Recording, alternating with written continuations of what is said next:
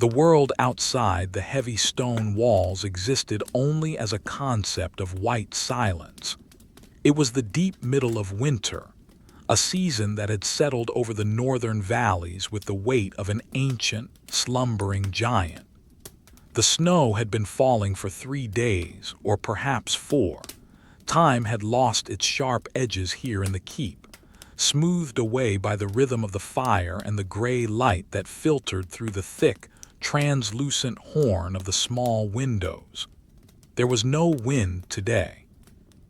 The storms of the previous week, which had battered the slate roof and whistled through the arrow slits, had exhausted themselves, leaving behind a stillness so profound that it felt like a physical presence, a heavy blanket of quiet tucked around the foundations of the house.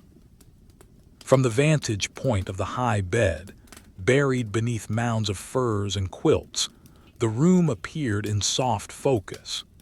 The air within the chamber was cool, holding a crispness that spoke of the freezing temperatures pressing against the stone from the outside, yet it was tempered by the steady, radiating warmth of the hearth. The fireplace was a cavernous mouth of soot-stained stone on the far wall, housing a fire that had been carefully banked the night before and now revived into a gentle, consistent blaze. Logs of seasoned oak, thick as a man's thigh, burned with a slow, deliberate purpose. They did not pop or crackle with the erratic energy of pine. Rather, they consumed themselves in a dignified silence, glowing with a deep, pulsing orange heart that shifted occasionally, sending a shower of golden sparks drifting lazily up the chimney. The light in the room was dim, a mixture of the fire's amber glow and the pale, milky illumination seeping in from the snow-covered world. It touched the edges of the furniture, the heavy oak wardrobe standing sentinel in the corner, the iron-bound chest at the foot of the bed, the tapestry on the wall that depicted a forest scene in faded greens and browns. The wool of the tapestry seemed to absorb the silence, its woven leaves and frozen figures trapped in a perpetual, quiet moment. Dust motes danced in the shafts of firelight, swirling in slow, hypnotic currents, rising on the warmth and falling in the cool pockets of air near the floor. Ilara lay still, listening to the house breathe. Old stone structures have a voice, a low-frequency hum of settling earth and shifting timber. She could hear the faint, rhythmic scratching of a mouse somewhere deep within the walls, a sound so small it only emphasized the vastness of the silence. She felt the weight of the covers atop her. There were 3 quilts of goose down, encased in soft, worn linen, and atop those, a heavy pelt of bear fur, its coarse hair smelling faintly of cedar and smoke. The weight was comforting, a tangible barrier against the morning chill. She flexed her toes, feeling the pocket of warmth she had created during the night, preserving it for just a moment longer before the inevitable transition to the day. Today was a day for dressing, not for going out, for the snow was waist-deep in the courtyard and the gates would remain barred.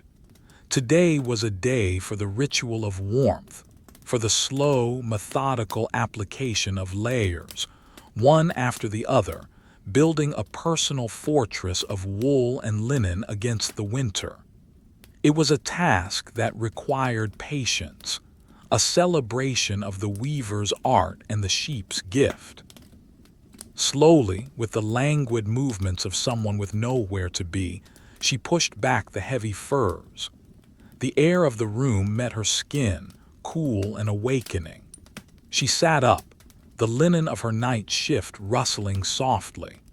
The floorboards beneath the bed were covered in a thick woven rush mat, but beyond that, the stone floor awaited. She swung her legs over the edge of the high mattress and let her feet find the sheepskin rug placed strategically by the bedside. The long, white wool of the rug swallowed her bare feet, instant softness and warmth greeting her soles. She stood, stretching her arms toward the timbered ceiling, her breath visible as a faint, ghostly wisp that vanished as soon as it appeared. The first task was the fire.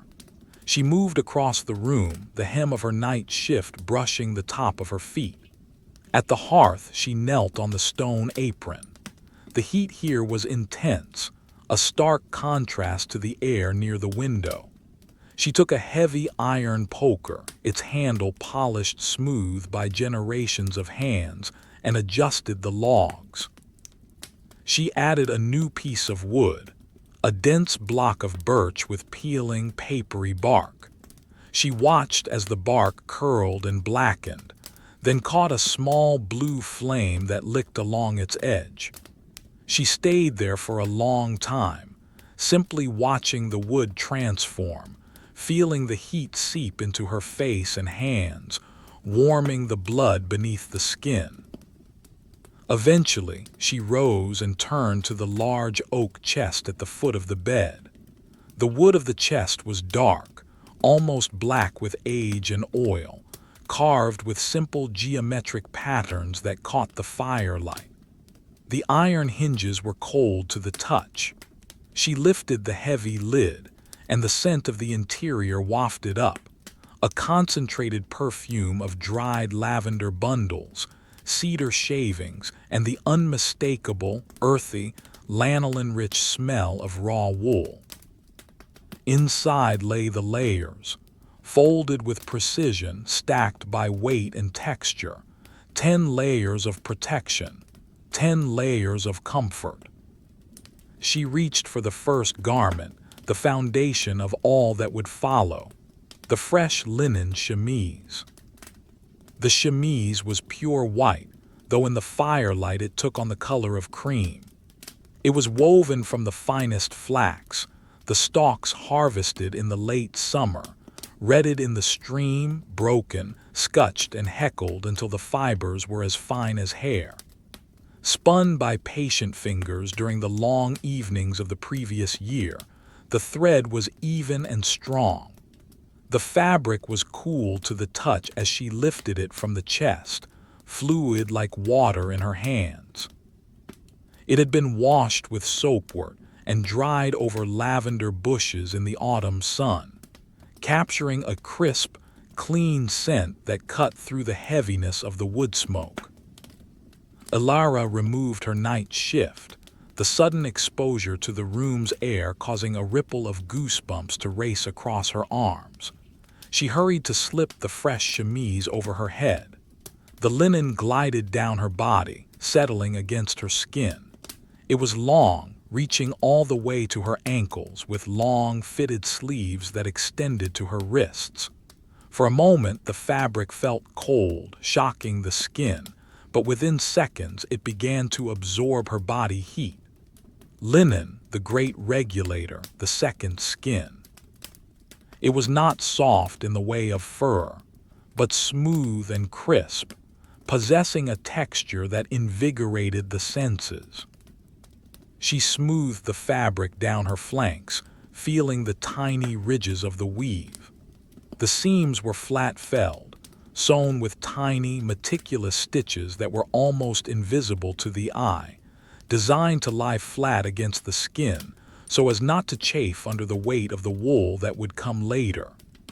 At the neck, a small drawstring allowed her to gather the fabric, creating soft pleats that draped over her collarbones. She tied the string with a slow, deliberate knot, tucking the ends inside. Next came the hose. She reached back into the chest and withdrew a pair of stockings tailored from white wool. This was not the rough, scratchy wool of outer garments, but a soft, brushed flannel, cut on the bias to provide stretch. They were shaped to the leg, sewn with a seam running down the back. She sat on the edge of the bed to put them on. She gathered the right stocking in her hands, bunching the fabric until she reached the toe. She slid her foot inside, wiggling her toes against the soft interior. The wool was instantly warm, a stark difference from the linen. She pulled the stocking up over her ankle, the fabric hugging the curve of her calf, up over the knee, settling high on the thigh. She repeated the process with the left leg. To hold them in place, she used garters made of woven ribbon.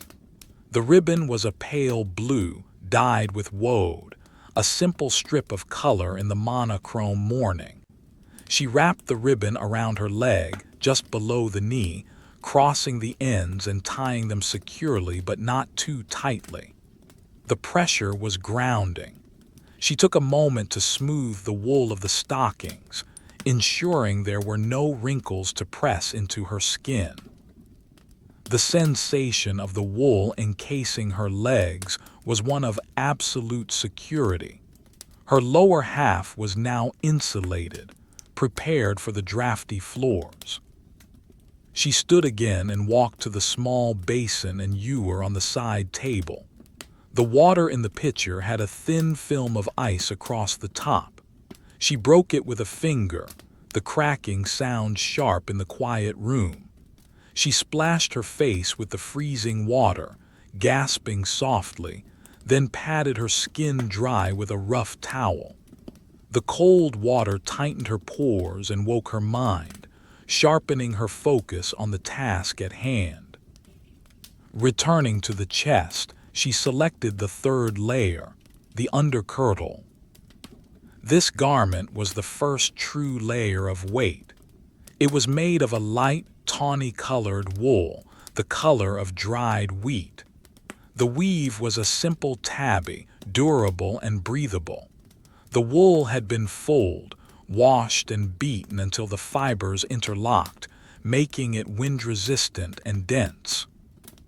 She stepped into the kirtle, pulling it up over her linen chemise. It was tighter than the shift, designed to support the bust and smooth the silhouette. The bodice was stiffened slightly with an extra layer of canvas hidden between the lining and the outer wool. As she slid her arms into the sleeves, she noted the friction between the linen of the chemise and the wool of the kirtle. The two fabrics gripped each other slightly, locking into place. The lacing of the kirtle was a slow, meditative process. The eyelets were hand-stitched rings of thread, marching in two parallel lines down the front of the bodice. She took the long lace, a braided cord of silk and linen, and began to thread it. In and out, left to right to left. The sound of the cord pulling through the fabric was a soft swish, swish, swish. She did not rush. She adjusted the tension with each cross of the lace, ensuring the bodice hugged her ribs firmly but allowed her to breathe deep and slow. The sensation was one of being held, a gentle, constant embrace that supported her back and posture. She worked her way down the torso, past the waist, to where the kirtle flared out into a full skirt.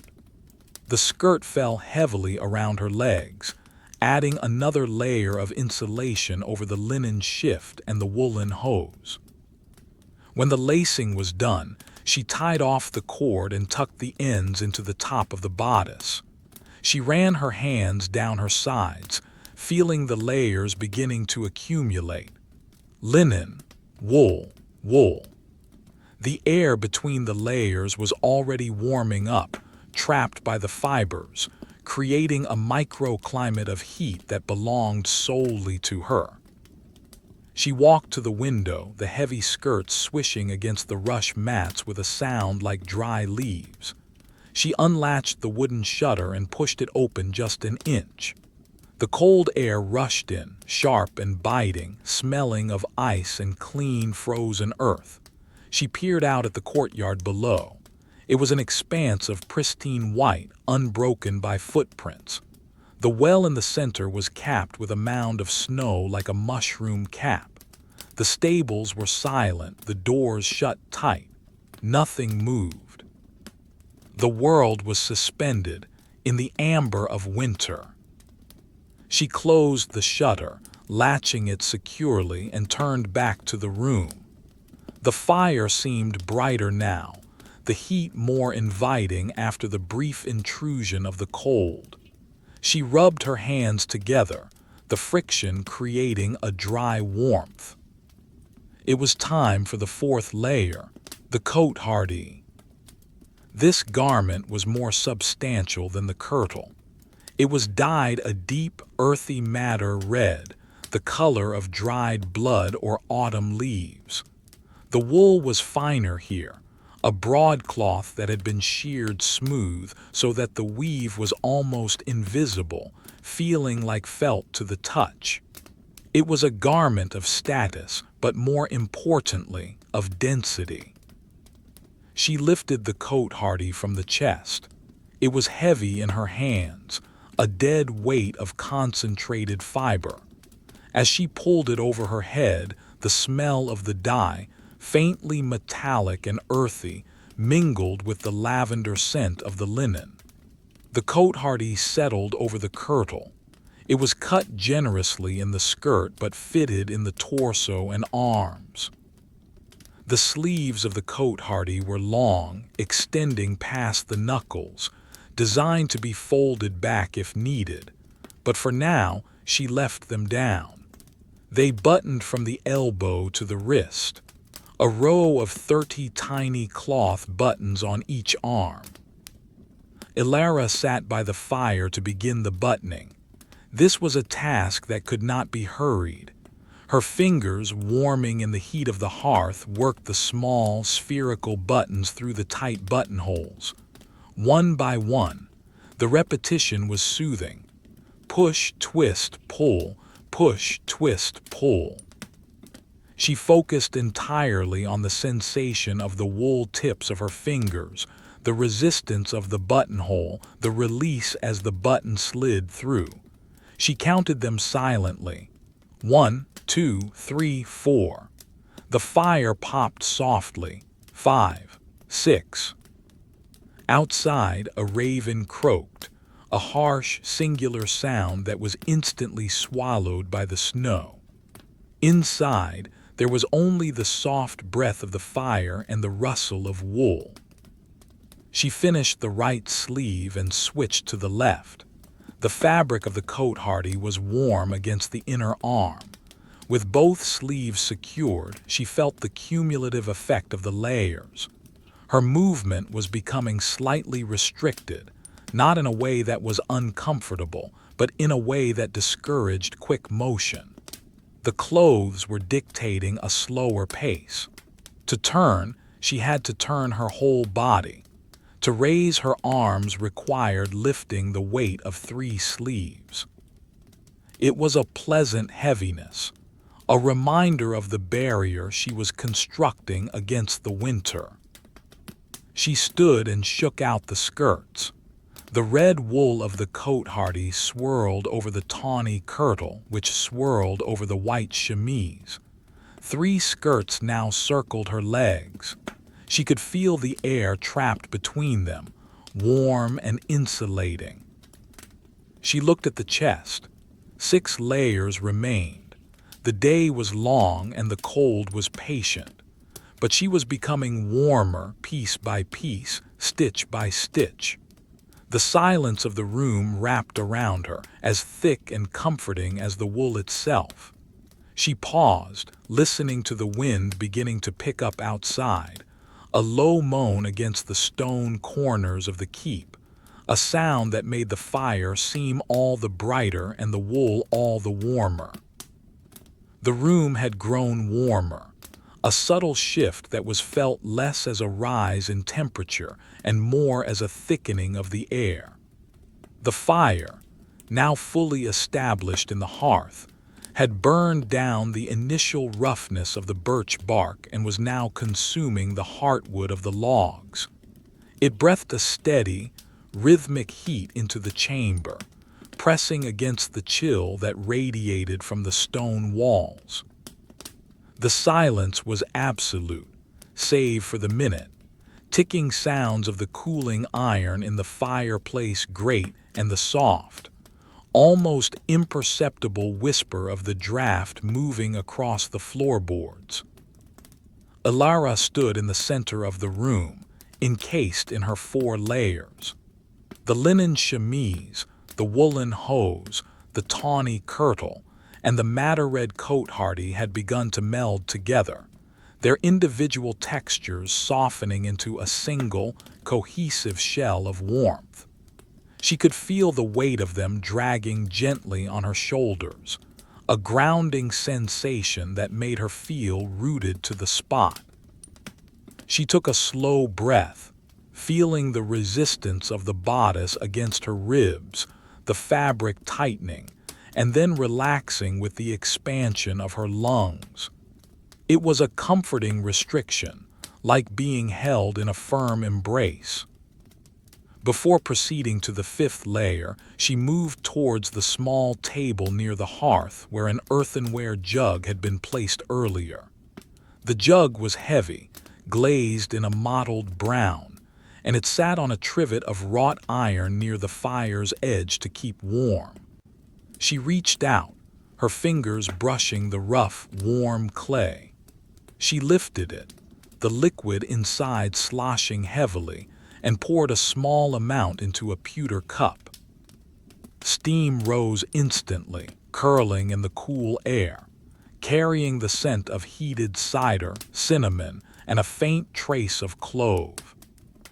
She held the cup with both hands, allowing the heat of the metal to seep into her palms and through the thin skin of her wrists, warming the blood that flowed there.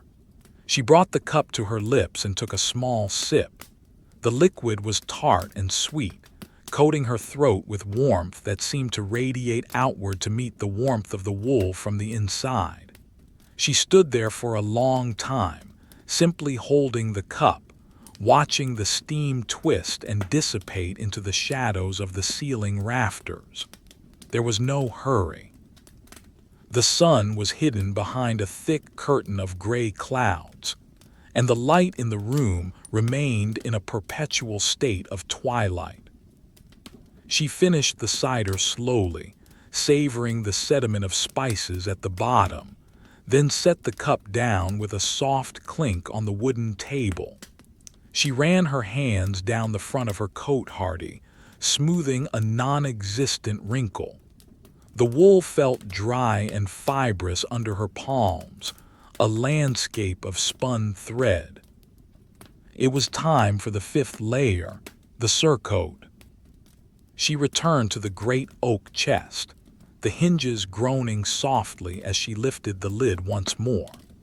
The scent of cedar and dried lavender rose up to greet her, stronger now that the upper layers had been removed. Lying in the belly of the chest was a garment of significant volume and weight.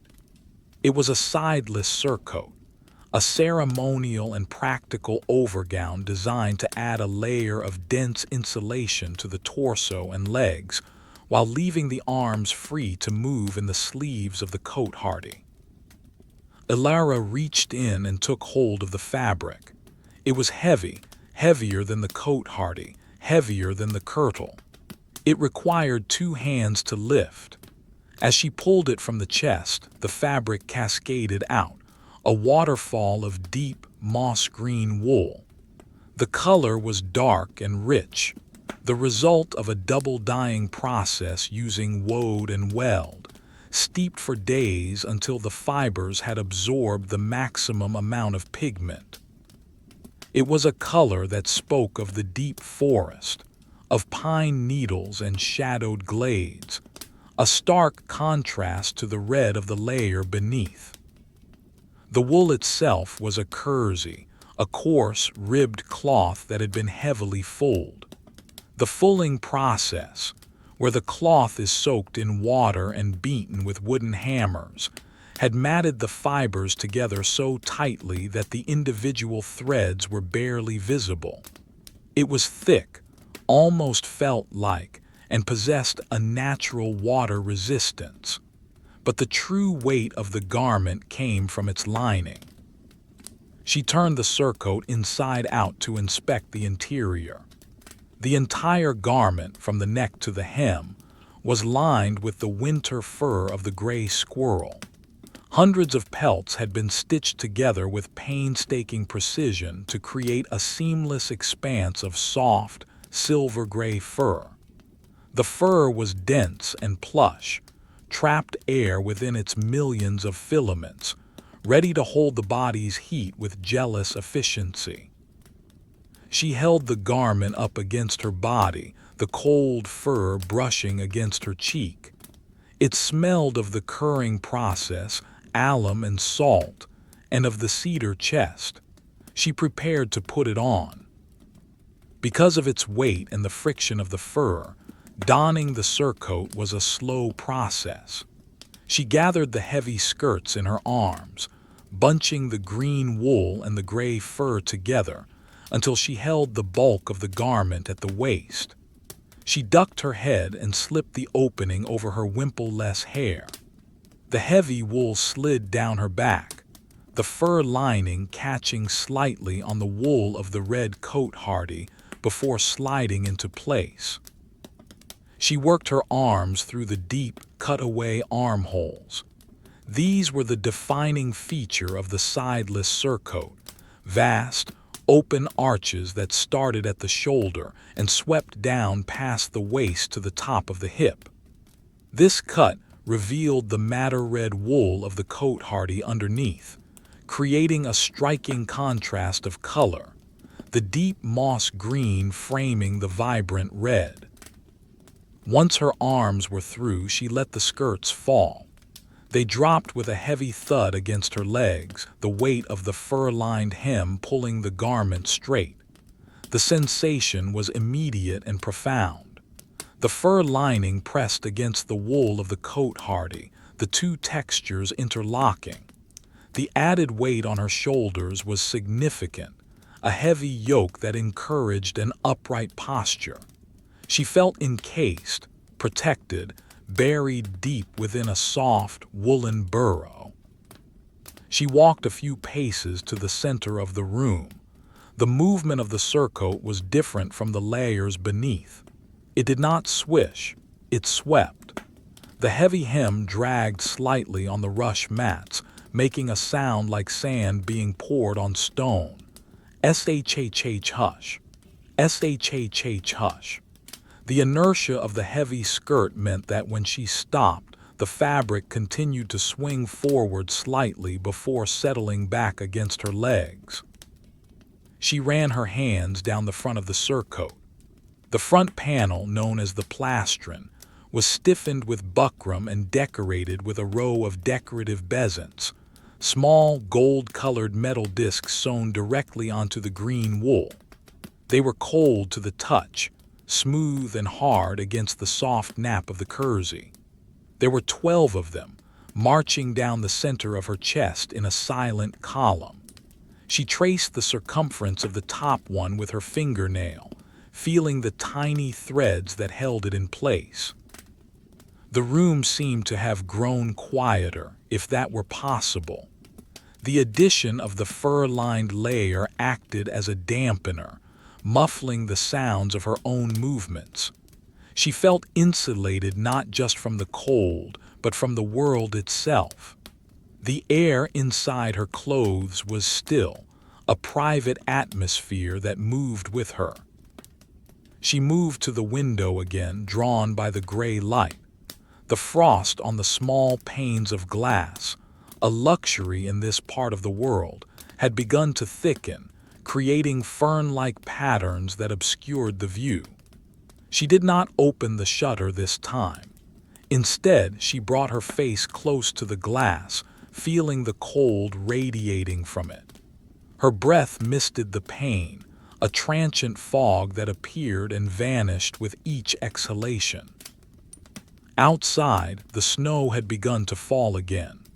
Large, lazy flakes drifted down from the leaden sky, adding their microscopic weight to the drifts in the courtyard. She watched one flake land on the stone sill outside the glass. It was perfect, a six-pointed star of ice, existing for a moment in pristine clarity before being buried by its brethren. She turned away from the window and walked back to the fire. The logs had shifted, and a bed of glowing coals had formed in the center of the grate. She took the iron poker again and nudged a log, sending a cascade of orange sparks up the chimney. The heat on her face was intense, but the rest of her body felt nothing but the consistent, heavy warmth of the 5 layers. She sat in the heavy wooden chair by the fire. The chair was carved from dark oak, with a high back and armrests polished by years of use. As she sat, the layers of wool and linen arranged themselves around her. The skirts pooled on the floor, a mountain of green and red and tawny and white. She felt the pressure of the fur lining against her back as she leaned against the wood of the chair. It was a time for waiting. The process of dressing was half done, but the day was long and there was no urgency. She rested her hands on the arms of the chair, her fingers tracing the grain of the wood. She closed her eyes for a moment, listening to the fire. Pop, hiss. The sap in the wood boiled and escaped as steam. The wind outside picked up slightly, a low moan that vibrated in the stone walls, but here, inside the layers, she was untouchable. She thought of the sheep that had provided this wool. Thousands of them grazing on the high slopes in the summer, their fleeces growing thick and oily to protect them from the rain. She thought of the shearers, the washers, the carders, the spinners, the weavers, the fullers, the dyers. Hundreds of hours of labor, thousands of hands, all leading to this moment, to this sensation of absolute heavy warmth. She opened her eyes. The light in the room had shifted slightly as the sun moved unseen behind the clouds. The shadows in the corners were stretching, reaching out towards the center of the room. She looked at the chest. 5 layers remained. The thought was exhausting and comforting in equal measure. To add more seemed impossible, and yet it was necessary. The winter was deep, and the cold was a relentless siege engine waiting for any weakness. She stood up, the heavy skirts rearranging themselves with a groan of fabric. She felt the pull of gravity on the surcoat, the way the fur gripped her hips. She was becoming a creature of wool, slow and soft and heavy. She walked to the polished metal mirror that hung on the wall near the wardrobe. Her reflection was dim and distorted in the bronze surface, but she could see the silhouette. She was wider now, solid. The green of the surcoat absorbed the light, making her look like a part of the forest brought indoors. The red sleeves of the Cotehardie glowed in the firelight. She adjusted the neckline of the surcoat, ensuring it sat perfectly centered. She brushed a speck of lint from the green wool. Every movement was deliberate. Every sensation was magnified. The scratch of the wool, the tickle of the fur, the smoothness of the linen underneath it all. She was ready for the next step. But first, she would add another log to the fire. She selected a piece of ash this time, dense and slow burning. She placed it carefully on the coals, watching as the heat began to blister the bark. She waited until the first tongue of flame licked the wood before turning away. The room was a cocoon. The layers were her shell, and she was slowly, methodically sealing herself away from the winter. The silence in the chamber had taken on a physical quality, a thickness that seemed to press gently against the eardrums. It was not an empty silence, but a full one, saturated with the muffled presence of the winter storm outside and the crackling intimacy of the fire within. The light from the window had shifted by degrees, the sun traversing its low, invisible arc behind the clouds, turning the gray light in the room to a softer, more diffused slate blue. Ilara stood by the heavy oak table, the taste of the spiced cider still lingering faintly on her tongue. The warmth of the drink had settled in her stomach, a small internal furnace that complemented the external heat of the hearth. She felt the weight of the 5 layers she already wore: the linen, the hose, the kirtle, the Cotehardie, and the fur-lined surcoat anchoring her to the floorboards. The sensation was one of profound stability. To move required intention.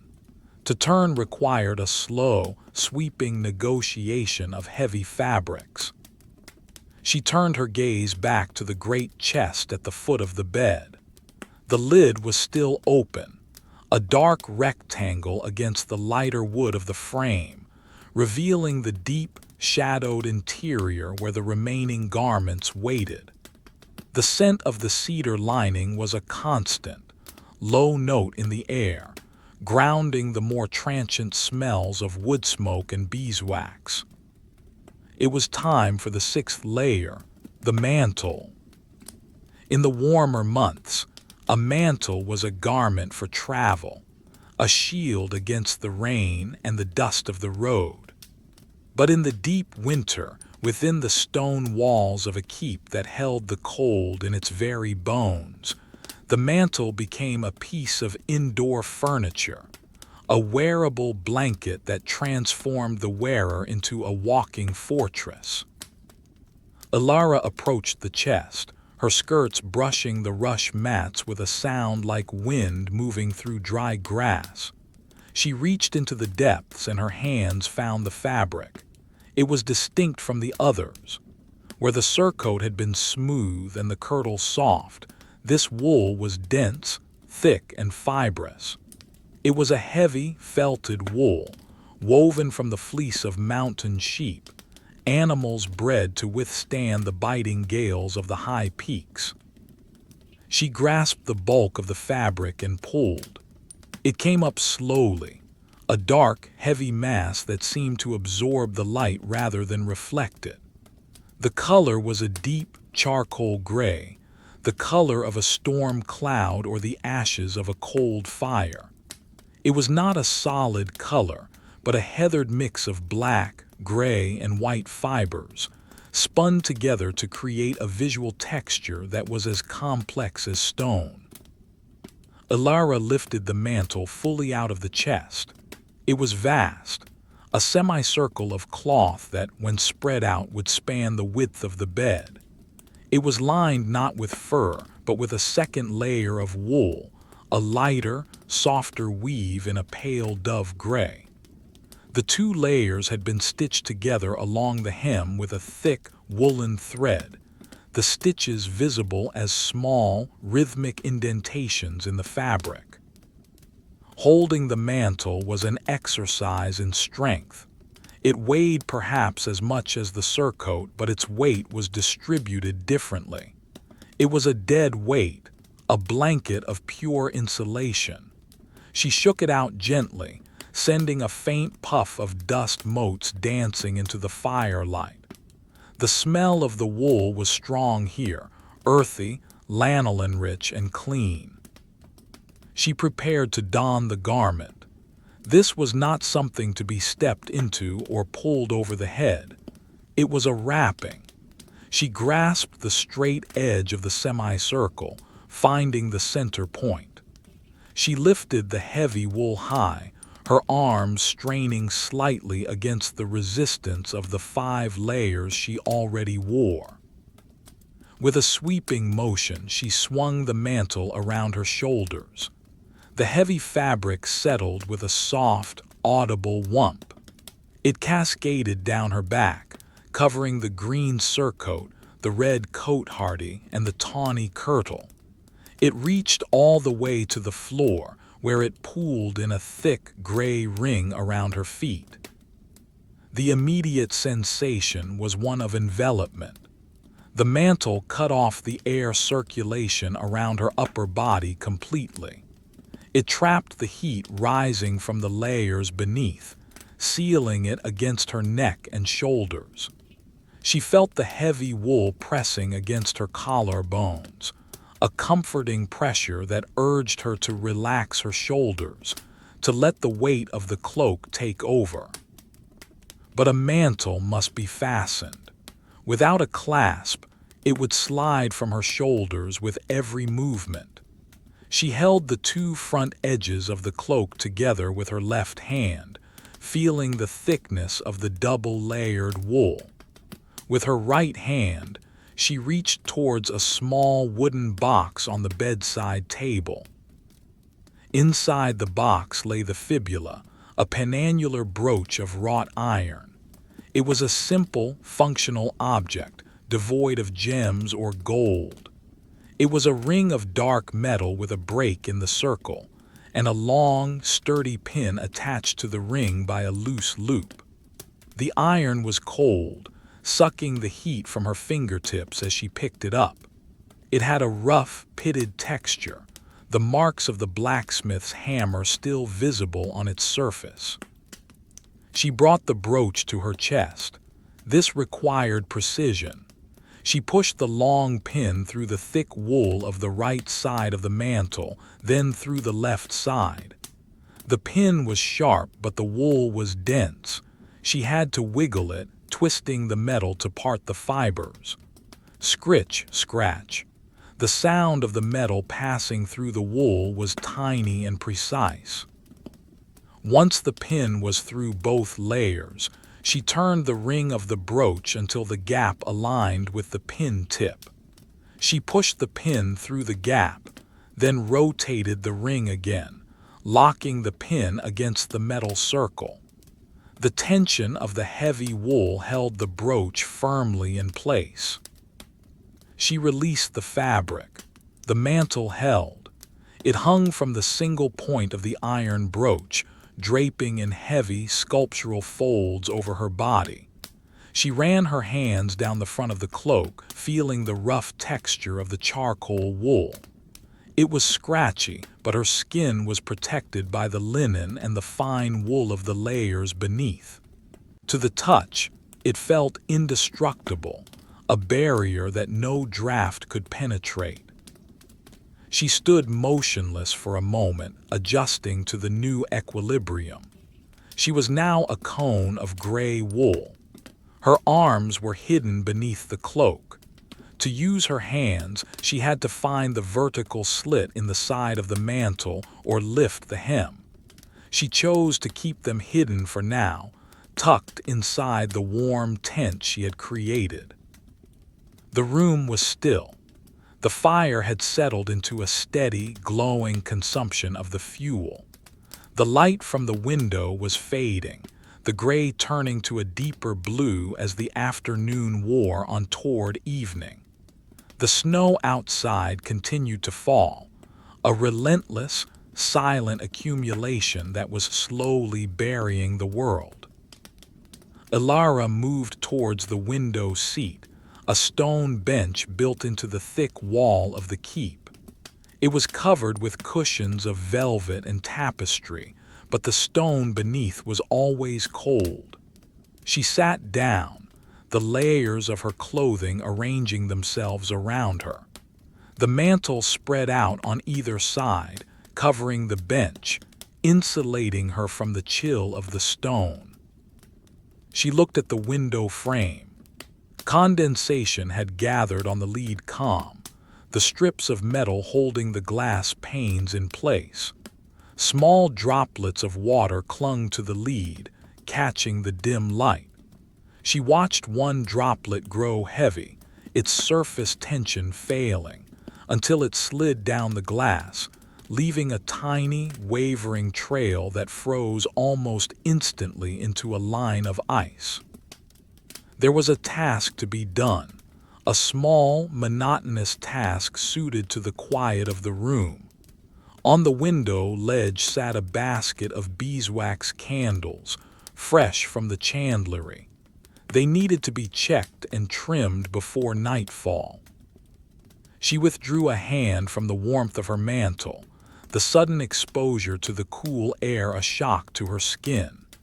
She reached for the basket and pulled it onto her lap. The smell of the wax rose up, sweet and cloying, mixing with the scent of the wool. The candles were yellow-white, smooth cylinders of rolled wax, each one tapering slightly at the top. She picked up the first candle. It was cool and waxy to the touch. She ran her thumb along the side, feeling the seam where the sheet of wax had been rolled. It was imperfect, a human artifact. She examined the wick, a braided cotton string that protruded from the tip. It was too long. If lit now, it would smoke and gutter. She took a small pair of iron shears from the basket.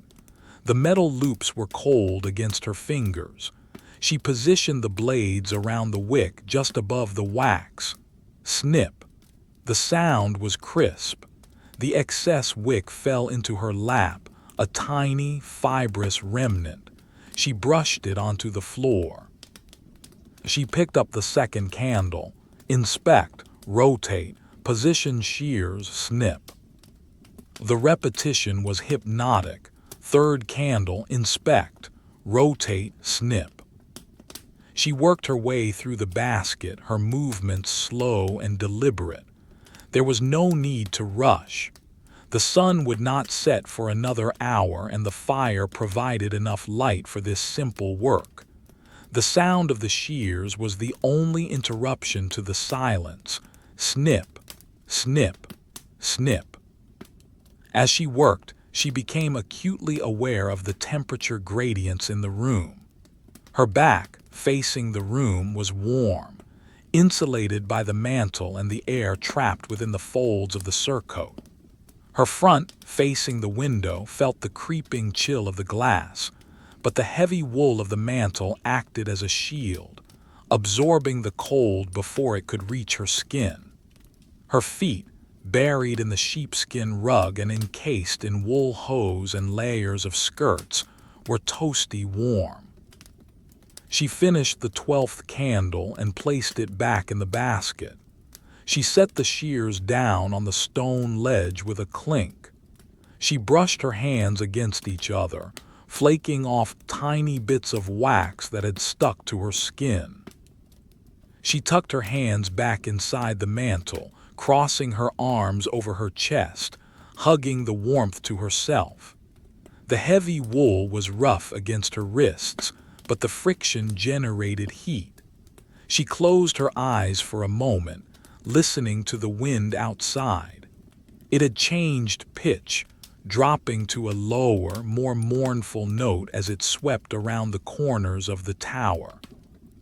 The world outside was hostile, a place of freezing winds and deep snow.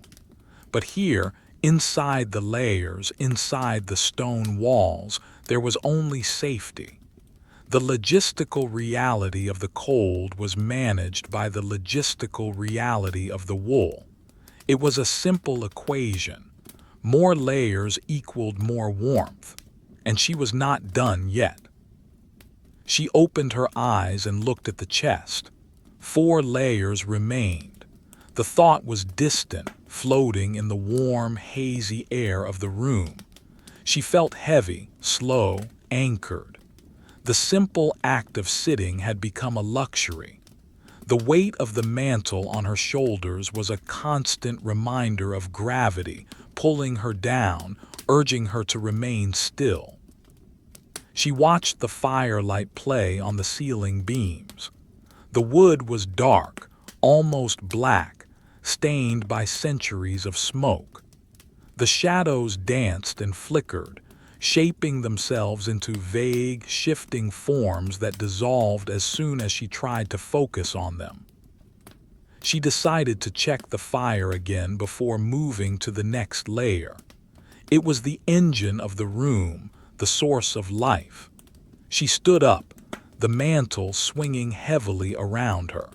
She walked to the hearth, the sound of her skirts muffled by the sheer volume of fabric she was now wearing. She picked up the poker. The iron was heavy. She prodded the logs, breaking a piece of charred wood. It collapsed into the bed of coals with a soft crump, sending a fresh wave of heat washing over her shins. She stared into the heart of the fire, mesmerizing and bright. The orange light illuminated the weave of her gray mantle, picking out the individual hairs of the wool, turning the rough fabric into a landscape of hills and valleys. She stood there for a long time, bathed in the heat, the cold window forgotten. The silence of the house wrapped around her. Somewhere far below in the kitchens, a door slammed, a dull thud that vibrated faintly through the floorboards, but it felt miles away. Here, there was only the fire, the snow, and the wool. She turned away from the hearth. The heat had flushed her cheeks. She was ready. The seventh layer waited in the chest, another piece of the armor against the winter. She moved towards it, her movements slow, deliberate, and calm. The light in the chamber had now transitioned fully from the vague, milky gray of the afternoon into the deep, bruised purple of early twilight. The sun, having never truly revealed itself, had dipped below the horizon line of the distant hills, withdrawing its meager warmth and leaving the world to the mercy of the coming night. Inside the keep, the shadows had lengthened and merged, filling the corners of the room with pools of darkness that the firelight could not penetrate.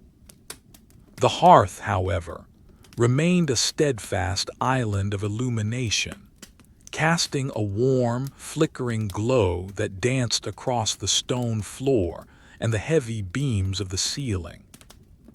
Ilara stood by the chest, the great wooden box that had been her companion in this slow ritual of insulation.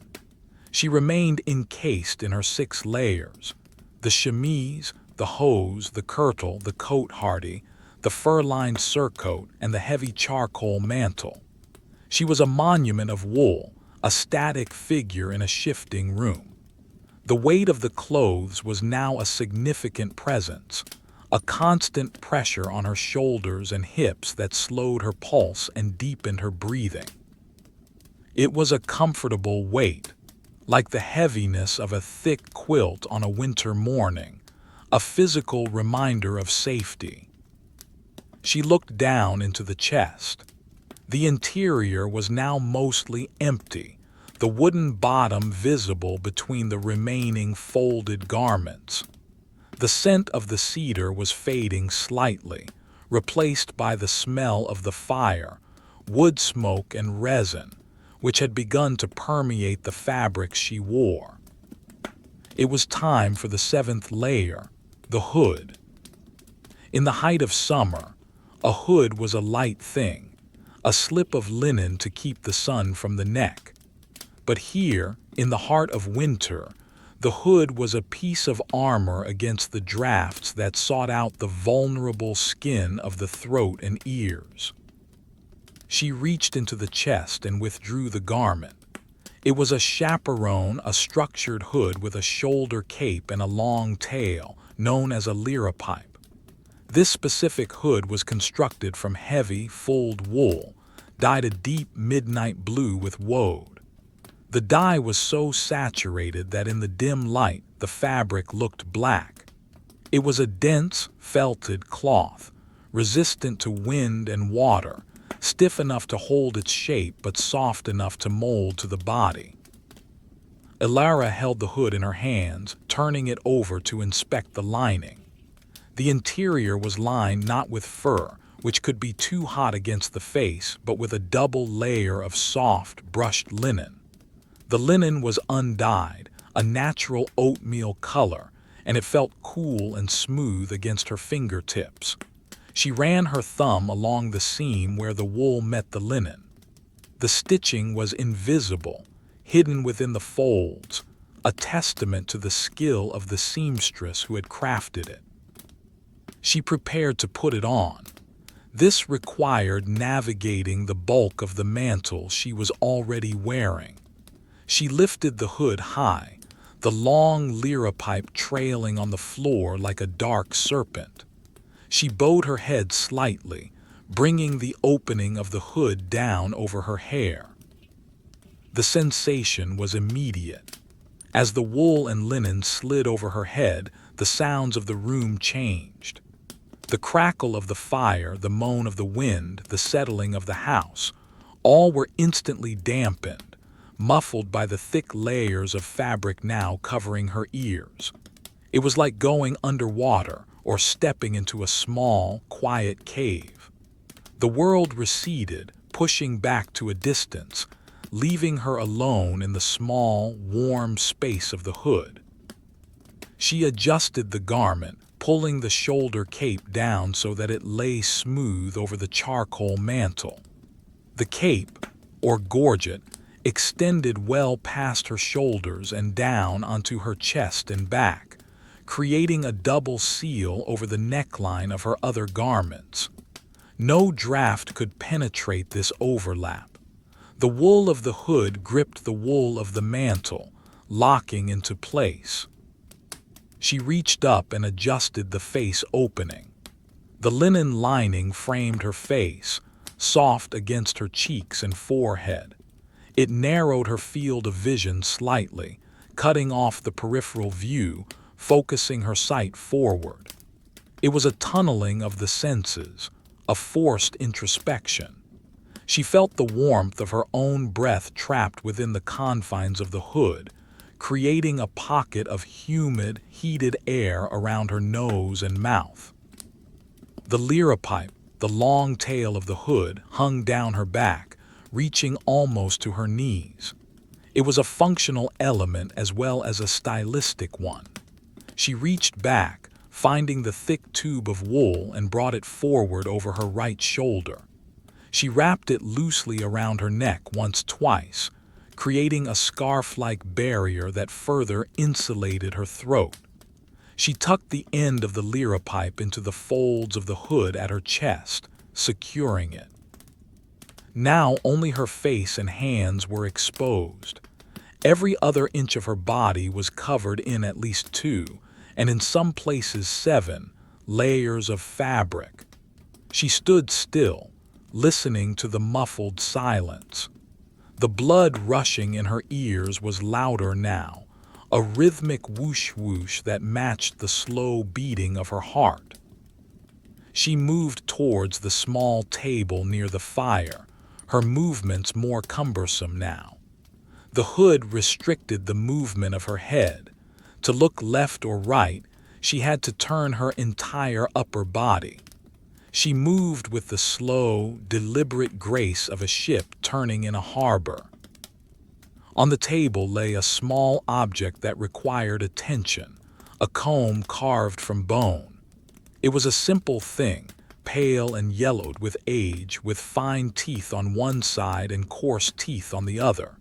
She picked it up, the bone feeling cool and smooth, almost like stone. She was not going to use it on her hair, which was hidden beneath the hood, but rather she intended to clean it. It was a task for the hands, a way to pass the time while the room warmed.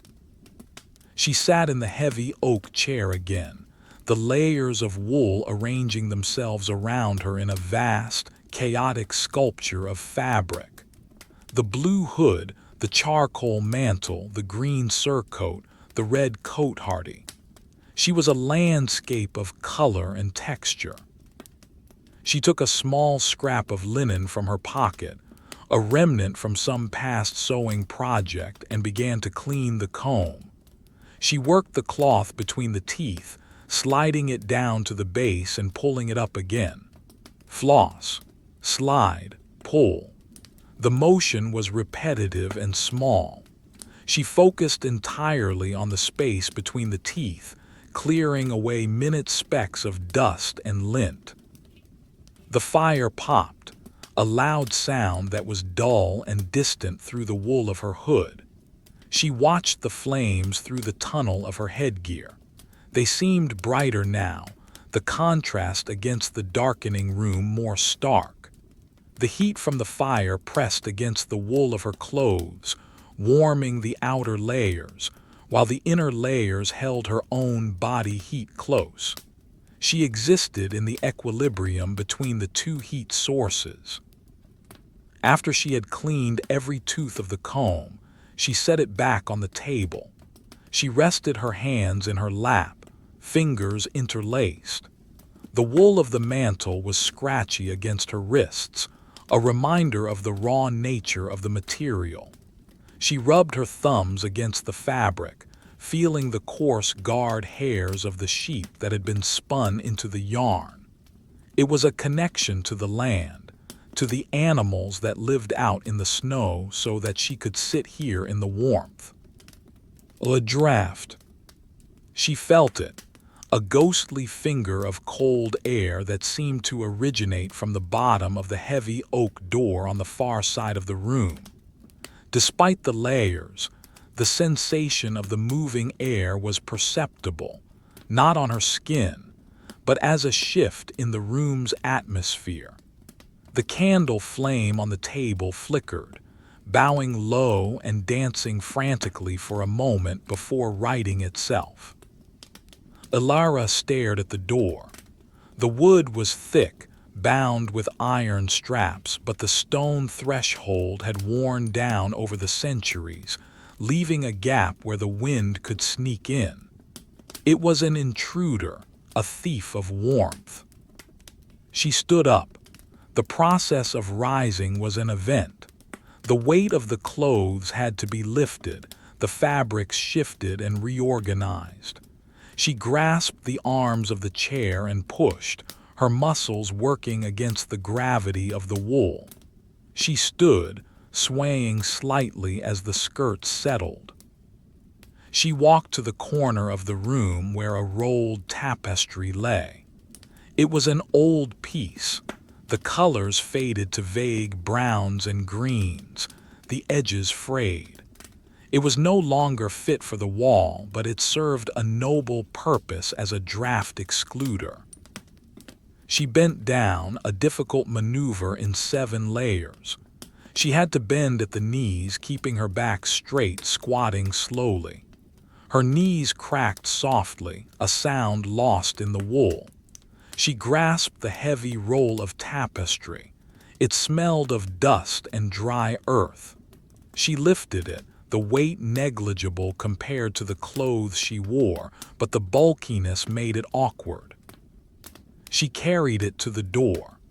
She knelt, again with slow deliberation, the layers of skirts pooling around her in a massive circle, making her look like a resting bell. She pressed the roll of tapestry against the gap at the bottom of the door. She pushed it hard against the wood, jamming it into the corner to ensure a tight seal. She ran her hand along the top of the roll, feeling for any escaping air. The draft was gone.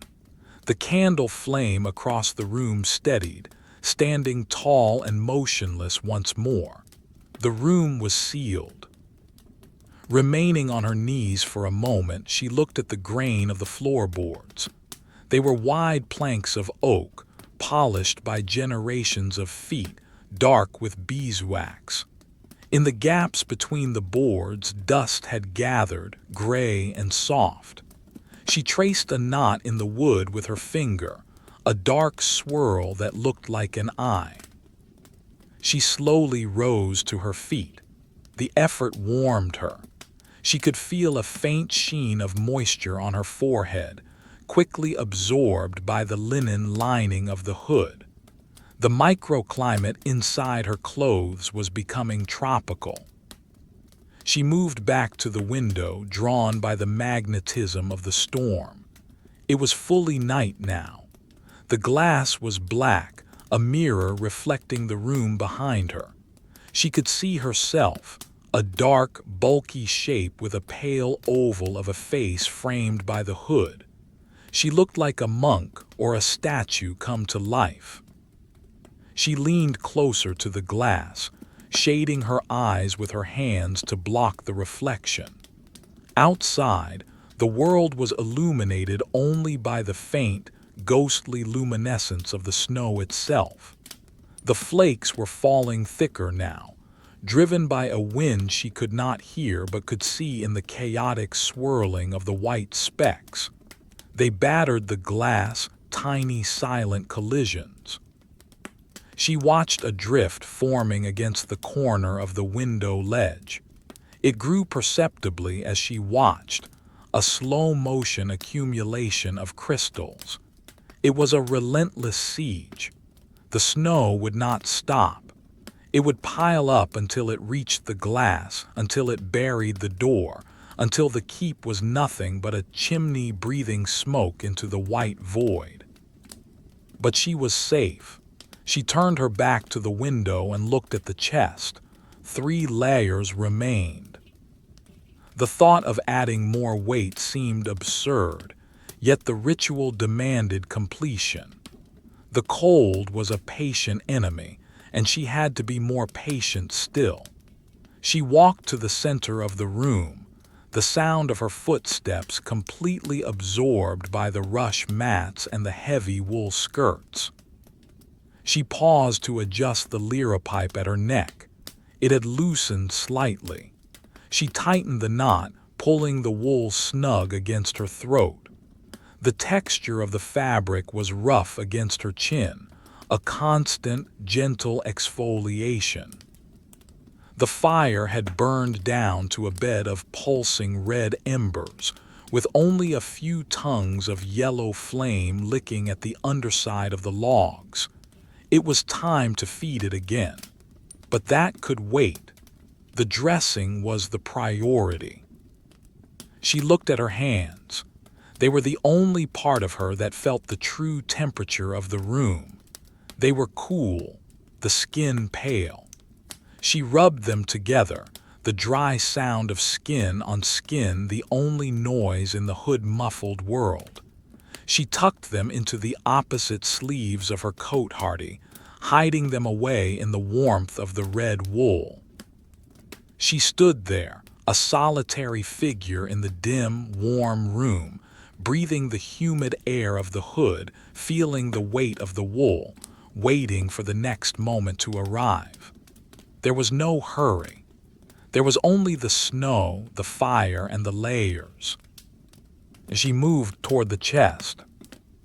The room was now a cavern of warmth and shadow, illuminated primarily by the steady, breathing glow of the hearth. The single tallow candle on the side table had burned low, its flame a small, unwavering teardrop of light that cast long, distorted shadows against the stone walls. Outside, the night was absolute, a void of wind and snow that pressed against the thick glass of the window. But inside, time seemed to have pooled and stagnated, thick as honey. Ilara stood before the open chest, her silhouette bulky and rounded by the 7 layers she already wore. The air within her clothes was tropical, a microclimate of her own making, smelling of wool, linen, and faint lavender. Her movements were slow, almost hydraulic, governed by the resistance of the heavy fabrics. To turn her head required the entire upper body to rotate. To lift an arm required hoisting the weight of 3 sleeves and a cloak. She looked down into the chest. The bottom was now clearly visible, the dark oak planks worn smooth by centuries of use. Only 3 items remained. The first of these was the 8th layer, the mittens. These were not delicate things. They were Nalbinding mittens, created using a technique older than knitting, involving a single needle and short lengths of yarn. The result was a dense, almost indestructible fabric that did not unravel if cut. They were made from undyed wool, the natural creamy white of the sheep, and they were thick, perhaps half an inch of solid wool. She reached down and picked them up. They were stiff, holding their shape even when empty. The wool was coarse to the touch, full of guard hairs that would shed water and snow. She brought them to her face, inhaling the scent of the lanolin that still clung to the fibers, a smell that was earthy and waterproof. She prepared to put them on. Her hands, currently tucked into the opposing sleeves of her red Cotehardie, were warm but exposed to the cooler air of the room whenever she moved them. She withdrew her left hand and thrust it into the right mitten. The fit was snug. The wool gripped her fingers, instantly trapping the heat. There was no articulation for individual fingers, only a thumb and a main pocket for the rest of the hand. This design maximized warmth, allowing the fingers to share their heat. She flexed her hand inside the mitten. It felt like her hand had been swallowed by a small, warm animal.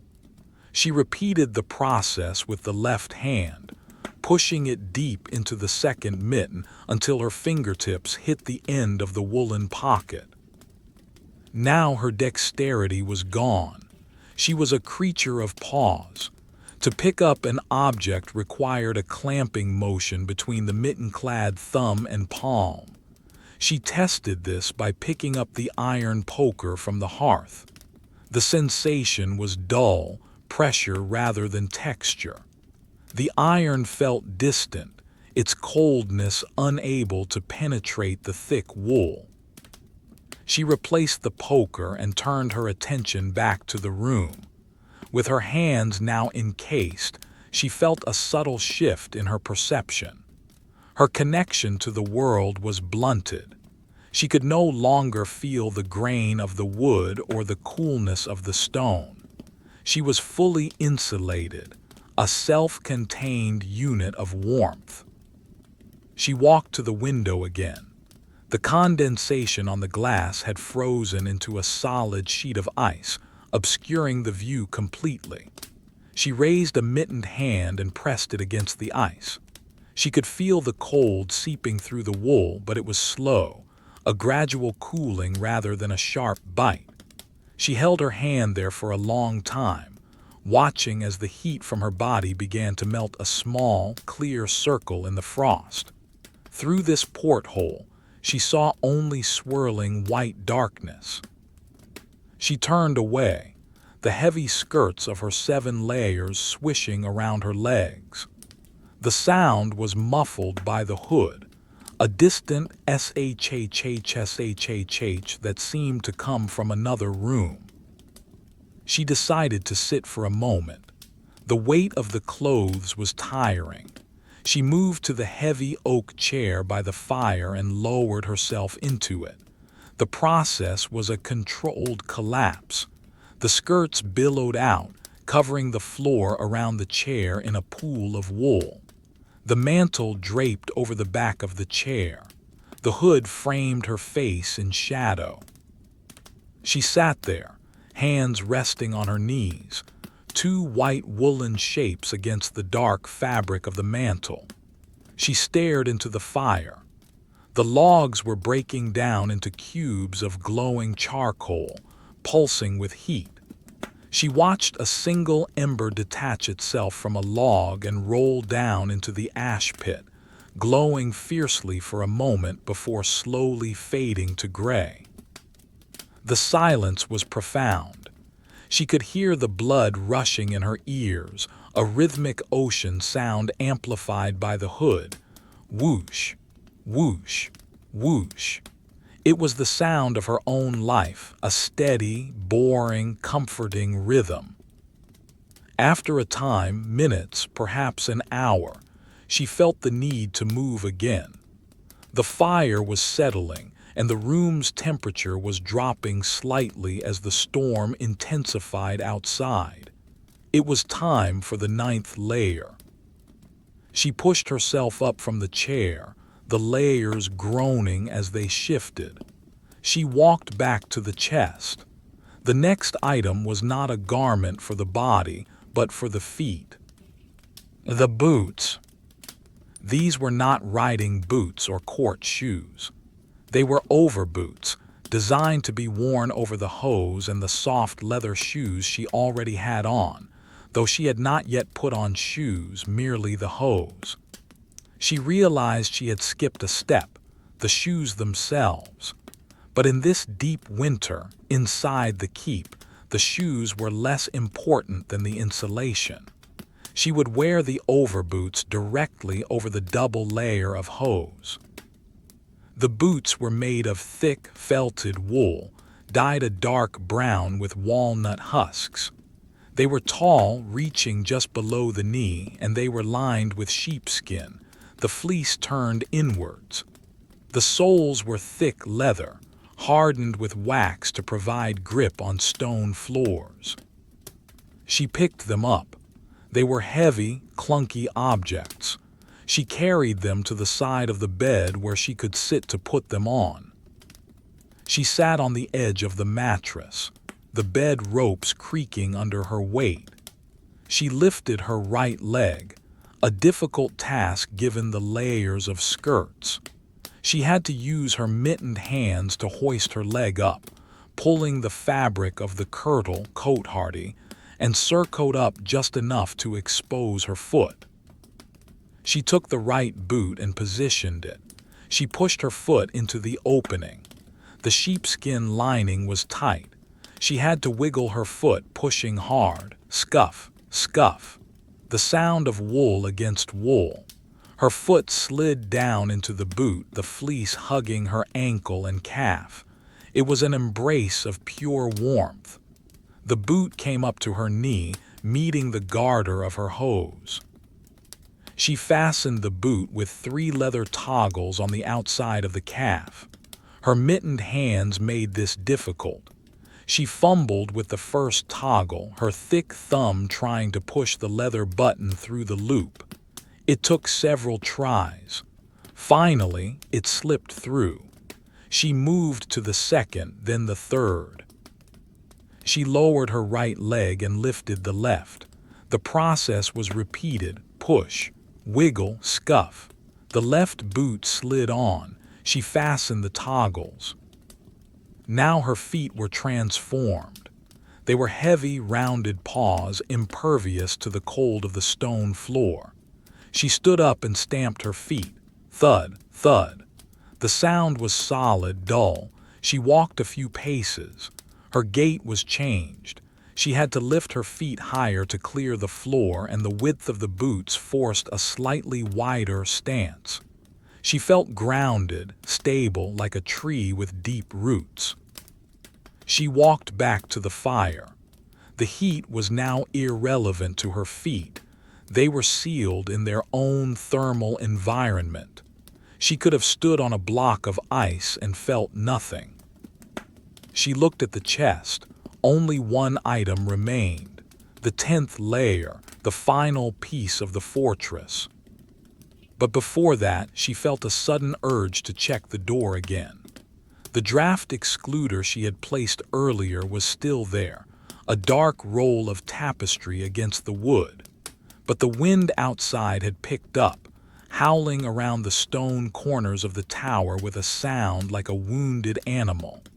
She walked over to the door, her heavy boots thudding softly. She bent down, a slow, creaking motion of stiff wool, and pressed her mittened hand against the tapestry roll. It was cold. The draft was fighting its way through.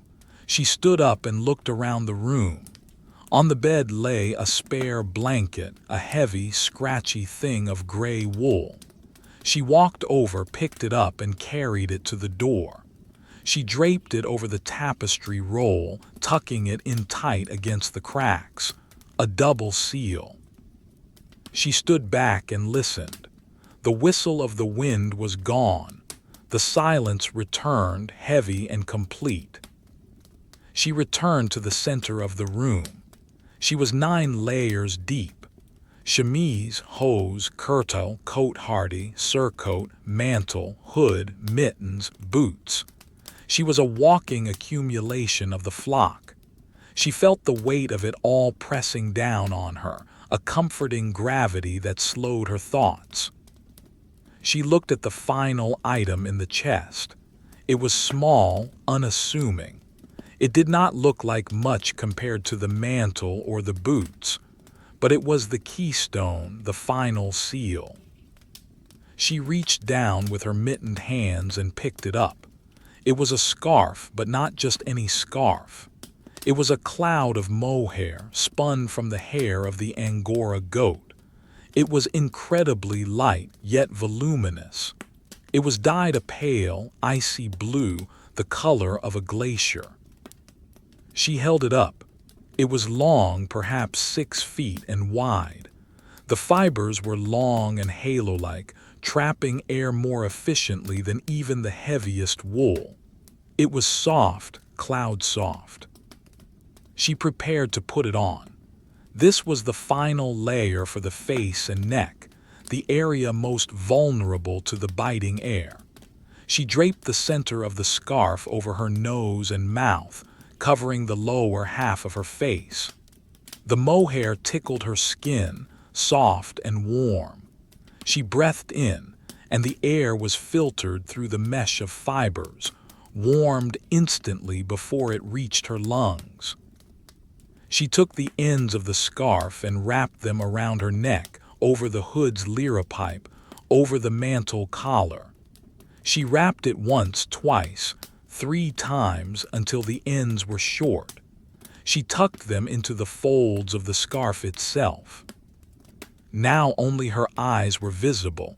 Everything else was wool. She was a cocoon. She stood still.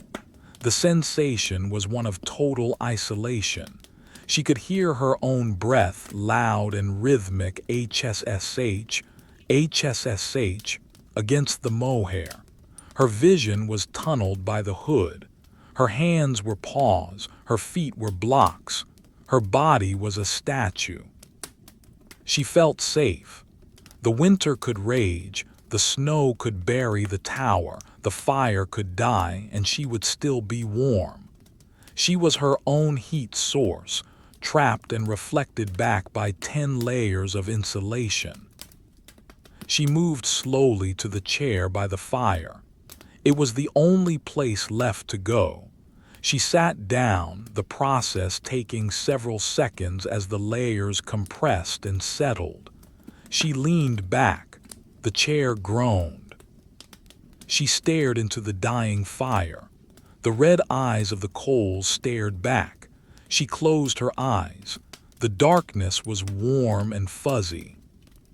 She was done. The ritual was complete, 10 layers. But the story was not over. Now began the long wait, the waiting for the storm to pass, the waiting for the morning, the waiting in the wool. She let her hands rest on the arms of the chair. She let her head fall back against the wood. She listened to the silence. And in the silence she began to count, not sheep, for she was wearing them. She counted the layers, 1, 2, 3. Her mind drifted. The warmth was a drug. It pulled her down, deeper into the chair, deeper into the wool. She was ready to sleep, but there was still the night to get through. The long, boring, wonderful night. The transformation was absolute. Ilara sat in the high-backed oak chair, a structure of timber supporting a structure of wool. She was no longer simply a woman in a room. She was a sovereign entity of insulation, a stationary object that had achieved a perfect thermal equilibrium with itself. The 10 layers she wore, the chemise, the hose, the underkirtle, the Cotehardie, the fur-lined surcoat, the heavy charcoal mantle, the lined hood, the Nalbinding mittens, the felted overboots, and the mohair scarf, had fused into a single, seamless carapace. The weight of it was a constant downward pressure, a gravitational embrace that anchored her to the earth. It was not a crushing weight, but a grounding one. It felt as though she were submerged in deep water, the pressure uniform and holding her together. To lift, a hand would require a deliberate negotiation with physics. To turn her head was to rotate a turret. So she did neither. She sat in a stillness so profound that it seemed to emanate from her, rippling out to calm the air in the room. Her breath came and went in a slow, rhythmic tide. With the mohair scarf wrapped 3 times around her neck and lower face, the act of breathing had become a tactile experience. She inhaled, and the air was pulled through the intricate, chaotic web of the angora fibers. The mesh of fine hairs acted as a heat exchanger, capturing the warmth of her previous exhalation and transferring it to the incoming draft. The air that reached her nose was not the dry, biting air of the stone chamber, but a humid, tempered atmosphere, smelling faintly of the goat's wool and the lavender sachet from the chest. She exhaled, and the warm breath pushed back against the scarf. She felt the moisture condense momentarily on the fibers, a fleeting dampness that was instantly reabsorbed and warmed by the heat radiating from her skin. In, out, warm, warmer. The sound of her breathing was amplified by the hood, a hollow, oceanic rushing that drowned out the ticking of the cooling timber in the walls. It was a white noise machine of her own making, a lullaby of biology and textiles. Her vision was restricted to a vignette of the room, the deep overhang of the hood's face opening, lined with the oatmeal-colored linen, cut off her peripheral sight entirely. To see the wardrobe in the corner, she would have to turn her torso. To see the floor, she would have to tip her entire upper body forward. She was forced to focus on what was directly in front of her, the fire. The hearth had settled into a mature, steady burn. The logs she had placed earlier had lost their bark and their sharp edges, transforming into glowing, translucent blocks of heat. They pulsed with a deep, arterial red, occasionally flashing with veins of yellow and blue where a pocket of sap vaporized. The bed of coals beneath the logs was a landscape of intense, shimmering geography, valleys of white ash and peaks of molten orange. She watched a single flake of soot detach itself from the chimney breast and drift down, caught in the updraft. It danced, spiraling upward, lighter than air, before vanishing into the dark throat of the flue. She tracked its path without moving her head, her eyes sliding slowly in their sockets. The movement was smooth, languid. The sheer boredom of the moment was a luxury, a vast, empty canvas of time that she was filling with nothing but observation. Sensory deprivation began to set in, or rather, a shift in sensory priority. Because her skin was almost entirely covered, her sense of touch was numb to the outside world but heightened to the internal one. She could feel the different textures of the layers pressing against each other. The rough friction of the charcoal mantle against the smooth wool of the surcoat.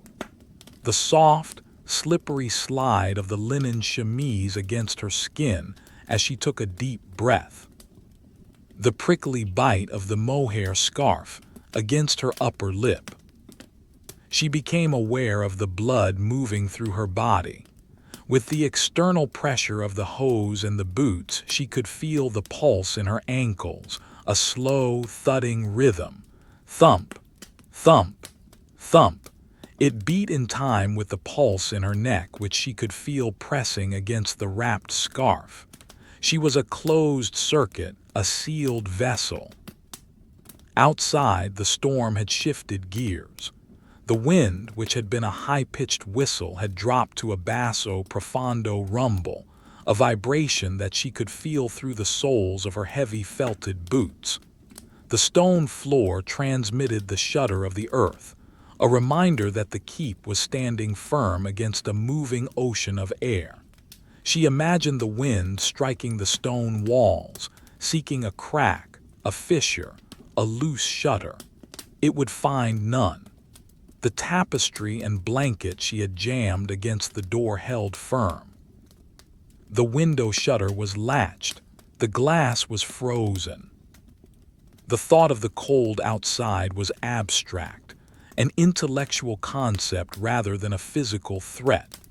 She knew it was freezing, enough to kill a man in hours, but she possessed no evidence of it other than the frost on the window. Inside her layers, it was summer. It was a humid, sweltering harvest day. Her body heat, trapped by the millions of air pockets in the fur, the wool, and the linen, had nowhere to go. It cycled back to her, banking up, rising. She shifted slightly in the chair. The movement was tectonic. The layers of wool gripped each other, resisting the slide, creak, rustle. The sound was like dry leaves being crushed. The leather soles of her boots scraped against the rush mat. She adjusted her position by a fraction of an inch, alleviating a pressure point on her hip. The relief was immediate. The clothes settled around her new position, draping heavy and close. Her mittened hands rested on her lap, two pale shapes against the dark abyss of the mantle. She stared at them. They looked like the paws of a bear, clumsy and thick. She wiggled her thumb inside the right mitten. The wool moved, but the mitten remained still. She was disconnected from her own extremities, puppeteering them from a distance. She began to catalog the history of the wool she wore. It was a way to occupy the mind without waking it. The mantle, that heavy charcoal slab on her shoulders, had come from the sheep of the northern crags. She pictured them, sturdy animals with curved horns, standing with their rumps to the wind, snow matting their fleece. They did not feel the cold. Their wool was evolved for this, and now their evolution was hers. The lanolin that made their coats waterproof was still in the fibers, a ghostly chemical presence that smelled of wet earth and grass. The surcoat, the green one, lined with squirrel. She thought of the forest in autumn, the squirrels gathering nuts, their gray tails twitching. The sheer number of pelts required for the lining was staggering. It was a garment of excess, of accumulation. The fur was so dense that, when she pressed her back against the chair, she felt a cushion that was not the wood, but the garment itself. The chemise, the linen, grown in the flat fields of the valley. Flax flowers, blue as the summer sky, waving in a gentle breeze. The stalks pulled, redded in the river until the rot stripped away the bark, leaving the golden fibers. Beaten, combed, spun. It was the memory of summer, worn next to the skin, the only layer that remembered the sun. The fire popped loudly, a knot of wood exploding. A spark landed on the stone hearth, glowing angrily for a second before fading to black. Ilara did not flinch. Her reflexes were buried under 10 pounds of wool. By the time the signal traveled from her eyes to her muscles, the moment had passed. She remained immobile, a statue of patience. She felt a heaviness in her eyelids. The heat was soporific. It pressed against her forehead, smoothed the tension from her jaw. The scarf around her chin acted as a support, holding her head upright so her neck muscles could relax. She was being held by the chair, held by the clothes, held by the room. She decided to engage in a small, repetitive motion to keep the sleep at bay for just a little longer. She would rub the thumb of her right mitten against the palm of her left mitten. A scritch. The sound was tiny, dull. The rough wool of the Nalbinding rubbed against itself. A scritch. She focused entirely on the sensation.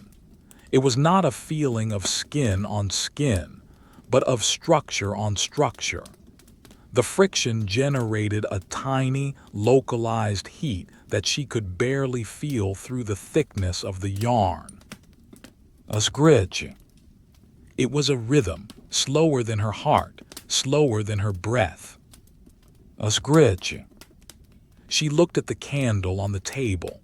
It had burned down significantly. The pool of melted wax was perilously close to the rim of the candlestick. A drip was forming. She watched it swell, a globule of translucent tallow. It hung there, defying gravity, trembling with the microcurrents of air in the room. She held her breath, or tried to, though the scarf made the cessation of breath less immediate. She watched. The drip fell. It slid down the side of the candle, a fast, fluid run that solidified halfway down, freezing into a chaotic, dribbling stalactite. She exhaled. The drama was over.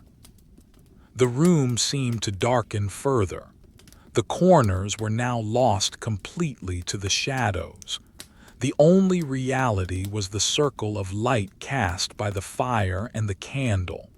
She was sitting on the edge of the world, in the last lighted place. She felt a phantom itch on her forearm deep beneath the layers.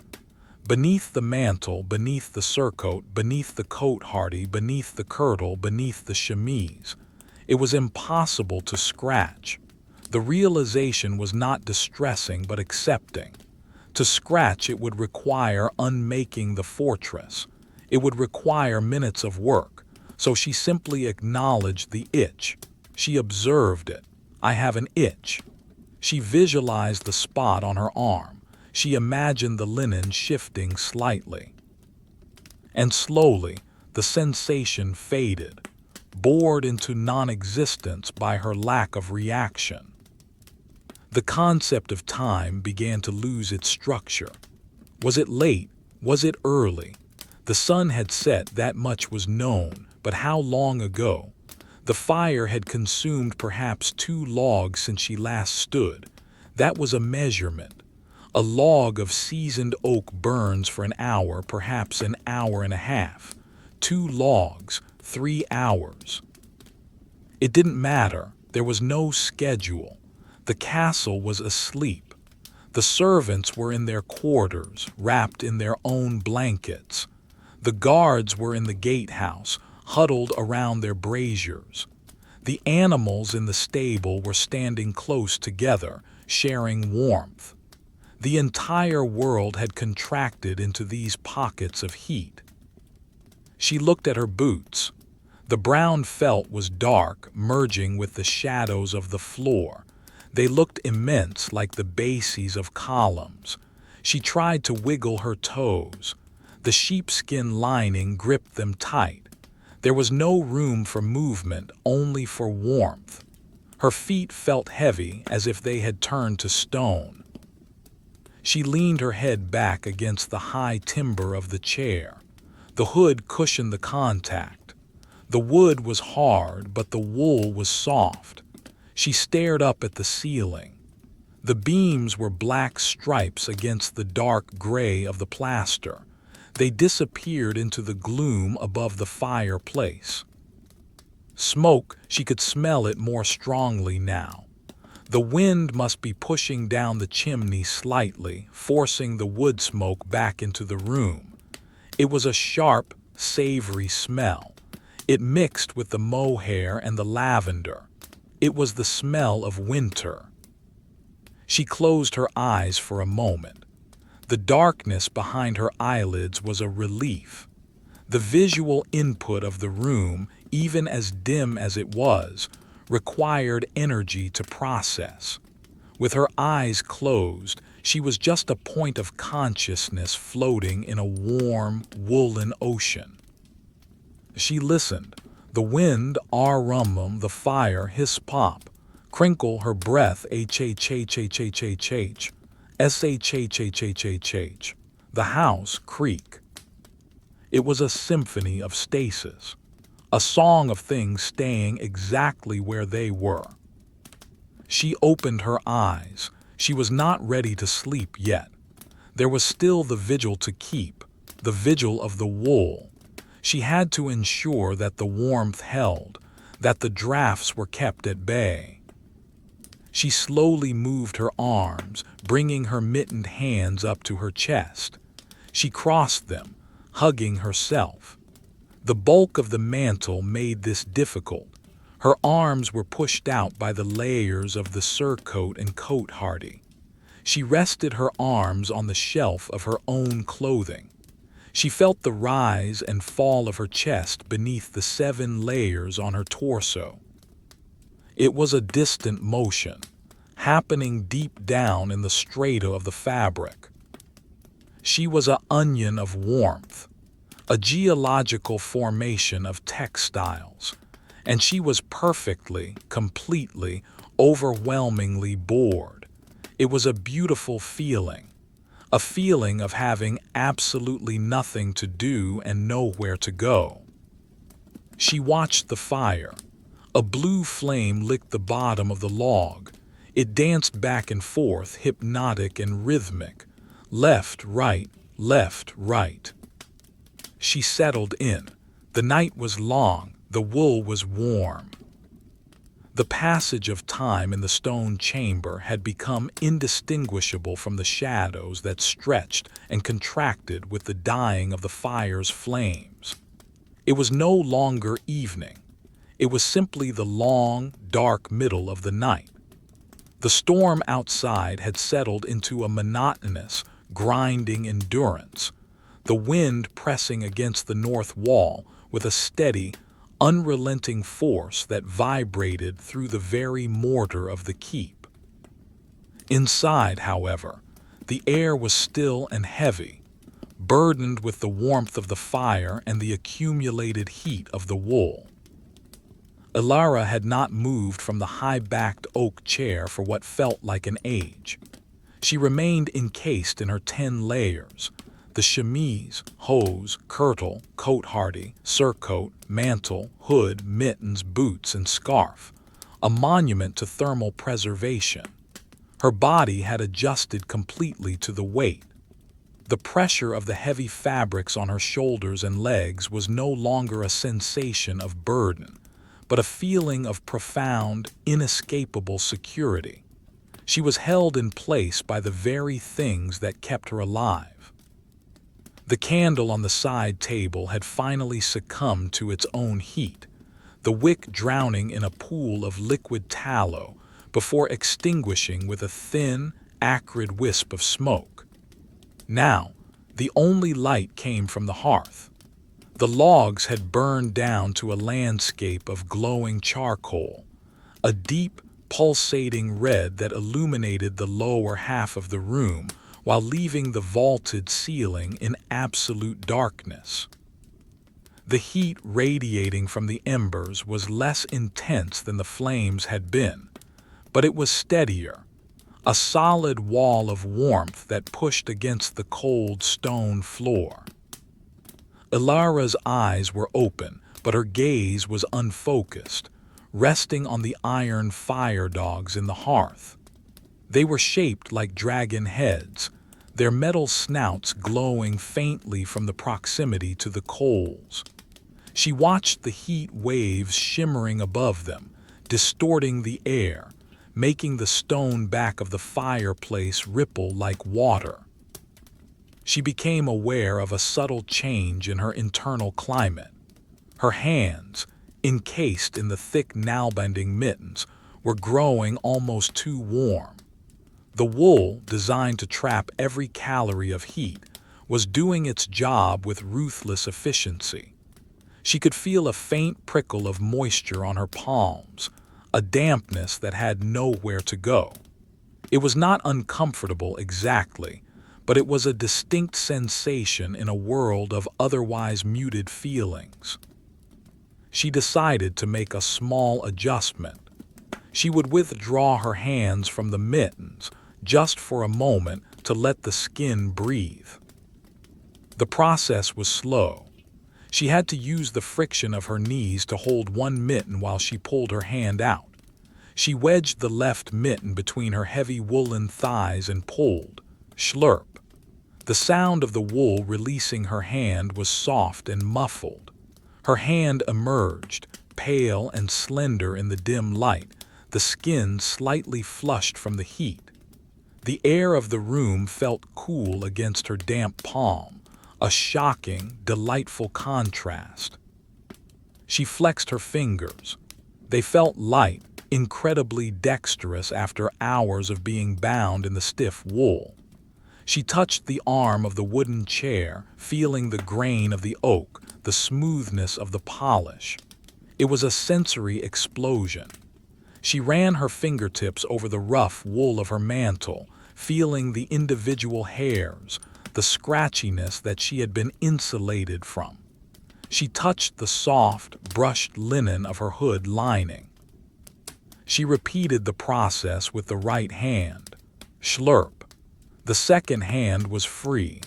She placed the empty mittens on her lap, two hollow woolen shells that held the shape of her fists. She rubbed her hands together. The friction was loud in the quiet room.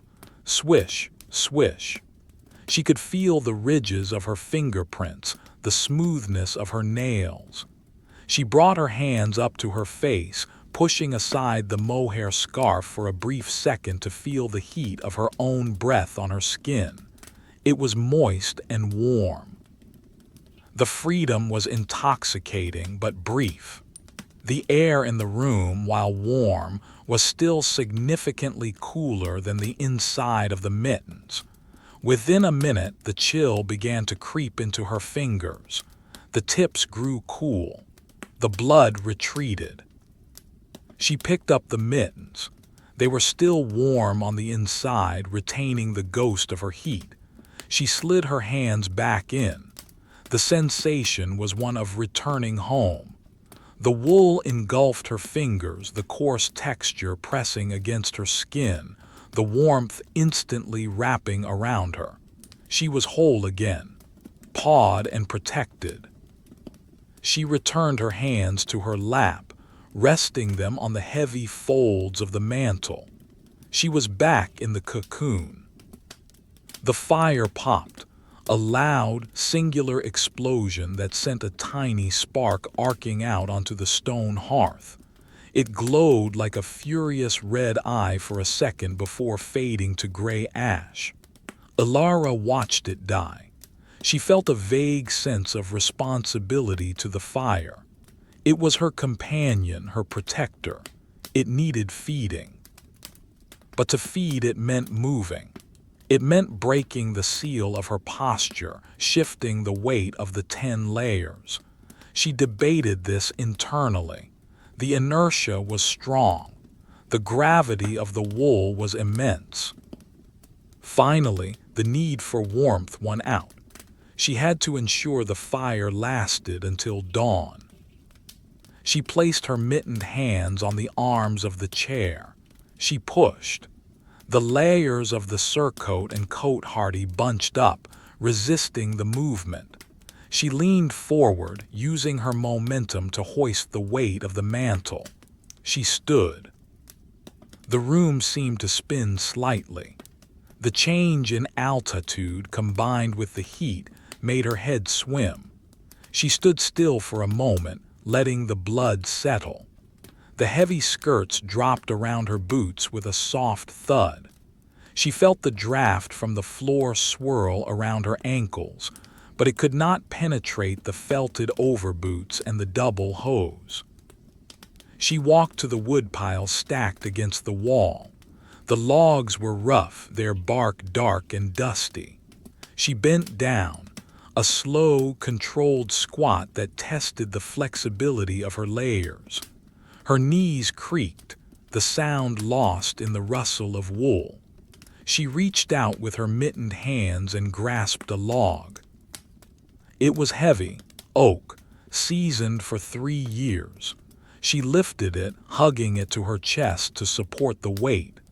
The rough bark snagged on the wool of her mantle, but the fabric was too thick to tear. She carried it to the hearth. She did not throw it. That would be too violent, too loud. She knelt on the stone apron, the heat from the coals washing over her face, intense and drying. She placed the log carefully into the center of the red glow.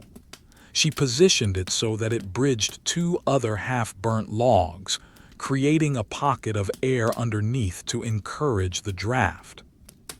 She stayed there on her knees for a moment, watching. The log sat dark and silent against the red background. Then slowly the bark began to smoke. A thin curl of white vapor rose up. Then a small blister formed on the wood. It popped, and a tiny blue flame licked out.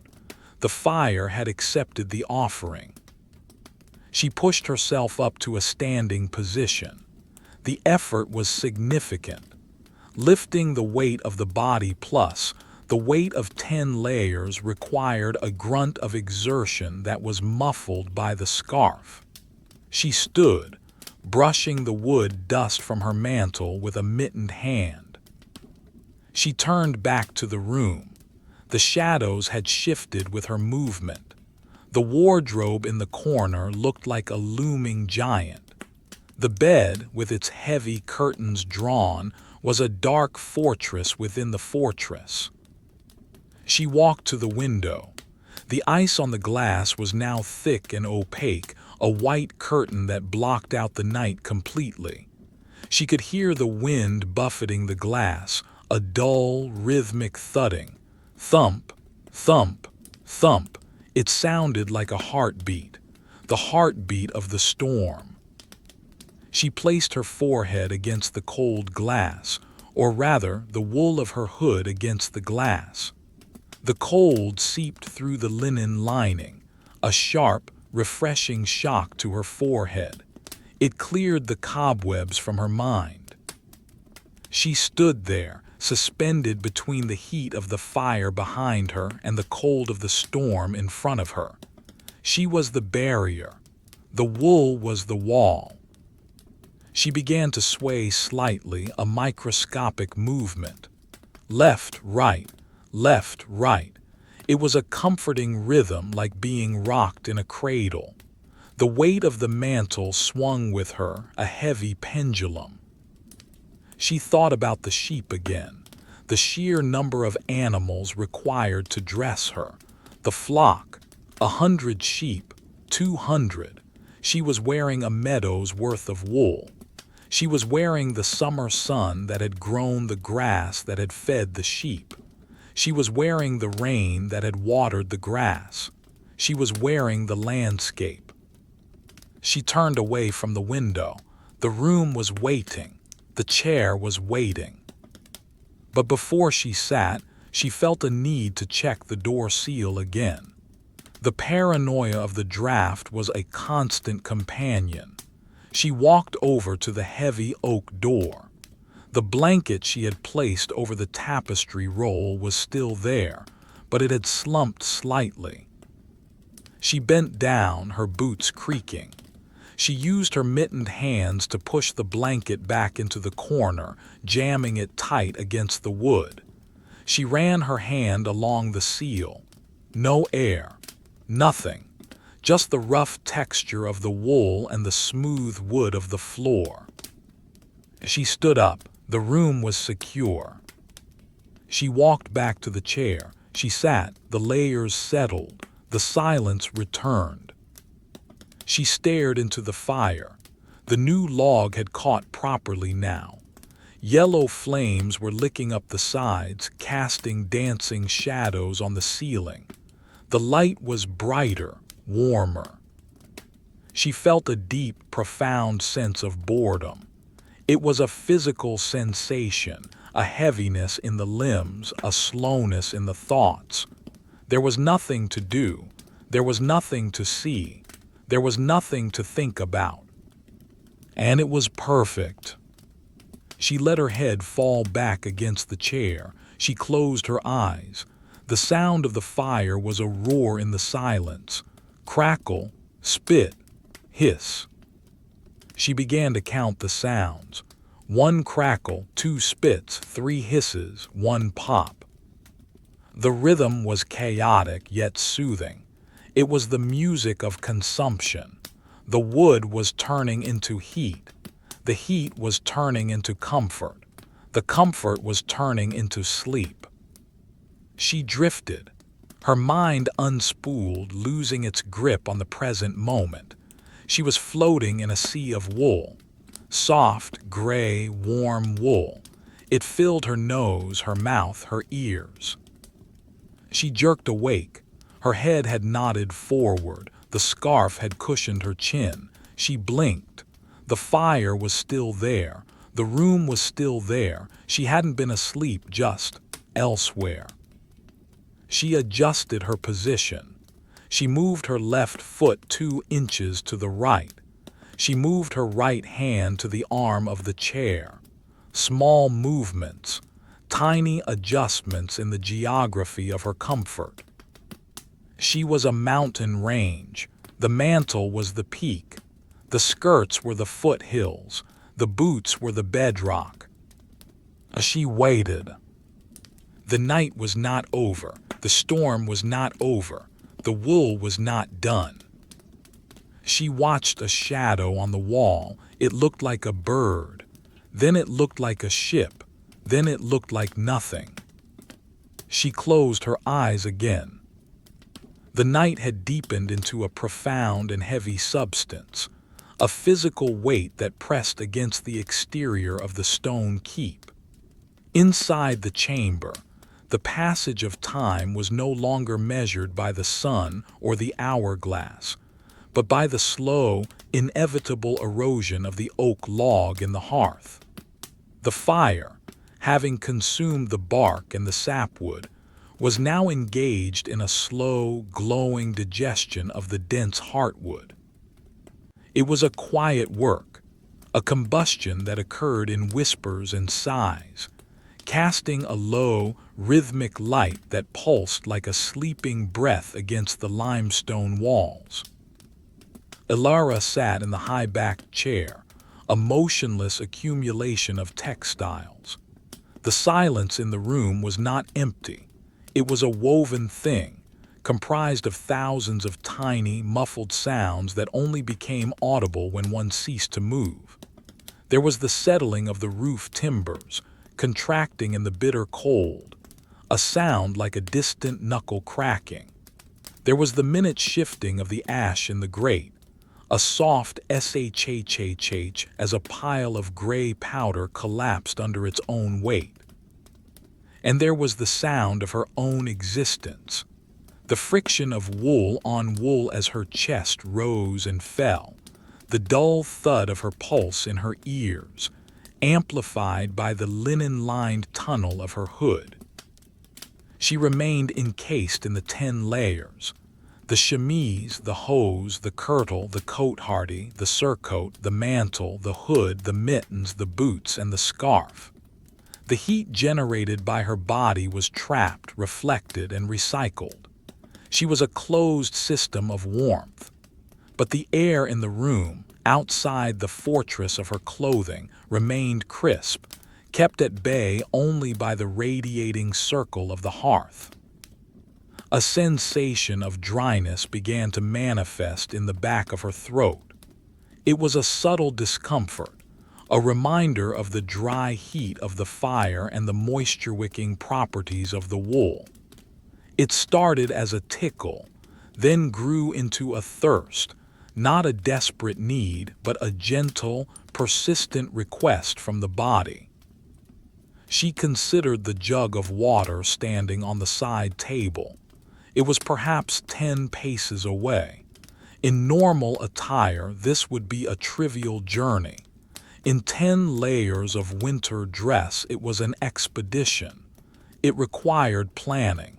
It required energy. She decided to move. Ilara placed her mittened hands on the carved arms of the chair.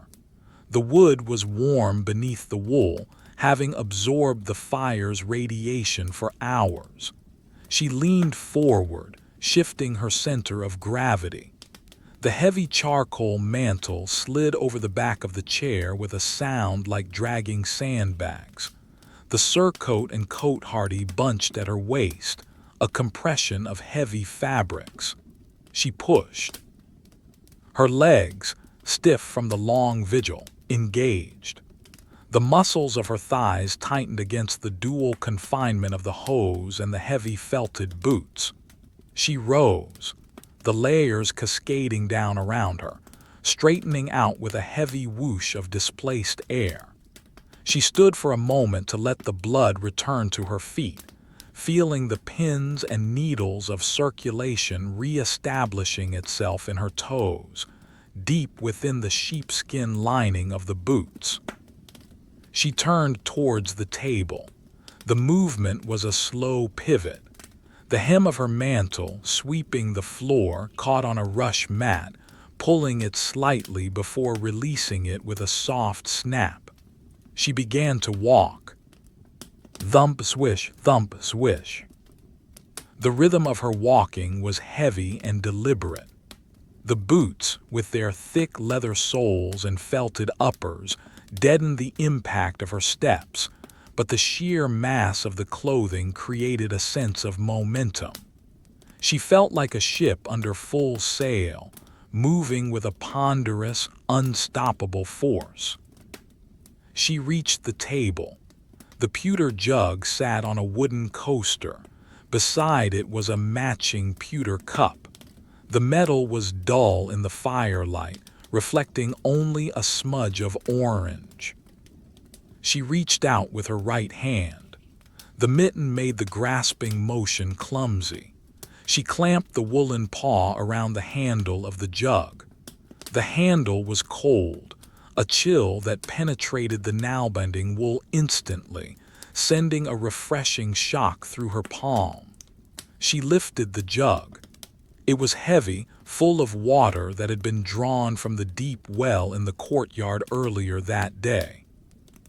She held the cup with her left hand, pressing it against the table to keep it steady. She tilted the jug. The water flowed out, a dark, clear stream, glug, glug, glug. The sound was liquid and bright in the dry room. She watched the water level rise in the cup, a rising disk of darkness. She stopped pouring just before the brim, a feat of estimation made difficult by the hood's restricted vision. She set the jug down, clunk. Now came the logistical challenge, drinking. Her face was covered by the mohair scarf, wrapped 3 times around her neck and lower face. To drink, she had to navigate the layers. She set the cup down for a moment. She raised her left hand to her face. The mitten was too blunt to untie the scarf easily, and she did not want to remove the mittens again. The air near the table was cooler than by the fire. Instead, she used her mittened thumb to hook the top edge of the scarf. She pulled it down, dragging the soft, hairy fabric away from her mouth. It bunched under her chin, a cloud of blue wool. Her mouth was exposed to the air. The coolness was startling. She felt the draft on her lips, a sudden vulnerability. She picked up the cup with both hands, clasping it between her mittens like a chalice. She brought it to her lips. The pewter rim was freezing against her skin. She tilted the cup. The water was cold. It tasted of stone and minerals, a clean, hard taste. It rushed into her mouth, washing away the dryness, cooling her tongue. She swallowed. gulp. The sound was loud in her own ears. She felt the cold liquid traveling down her throat, a tracing of ice through the warmth of her body. It settled in her stomach, a heavy, cool weight that contrasted sharply with the heat of the layers. She took another sip, and another. She drained the cup, savoring the temperature difference. It was a simple pleasure, the interplay of hot wool and cold water. She set the empty cup back on the table. She immediately pulled the scarf back up, tucking it over her nose. The warm, humid microclimate of the hood was restored. She breathed out, her breath warming the mohair instantly. She did not return to the chair immediately. She felt a need to inspect the room to verify the integrity of her shelter. She turned towards the far wall where the tapestry hung. It was a faded scene of a hunt, the threads worn and dusty. She walked up to it, her boots thudding softly. She reached out and touched the fabric of the tapestry with her mittened hand. It was rough, stiff with age and dust. She could feel the wall behind it, cold, unyielding stone. The cold radiated through the tapestry, a ghostly presence. She withdrew her hand. The wall was the enemy. The wool was the shield. She looked up at the ceiling beams. They were massive trunks of oak, black with age. In the corners of the room, shadows had gathered like cobwebs, thick and impenetrable. She wondered about the spiders that lived there. Were they cold, or had they found their own cracks and crevices, spinning their own silk layers? She walked back towards the fire. The heat hit her front, warming the wool of the mantle. She turned her back to the blaze, letting the warmth soak into the heavy charcoal fabric. She stood there, legs spread slightly for balance in the heavy boots, swaying almost imperceptibly. The back of her legs began to warm. The heat penetrated the mantle, then the surcoat, then the Cotehardie, then the kirtle, then the hose. It was a slow invasion of warmth. She closed her eyes, visualizing the heat traveling through the layers, fiber by fiber, stitch by stitch.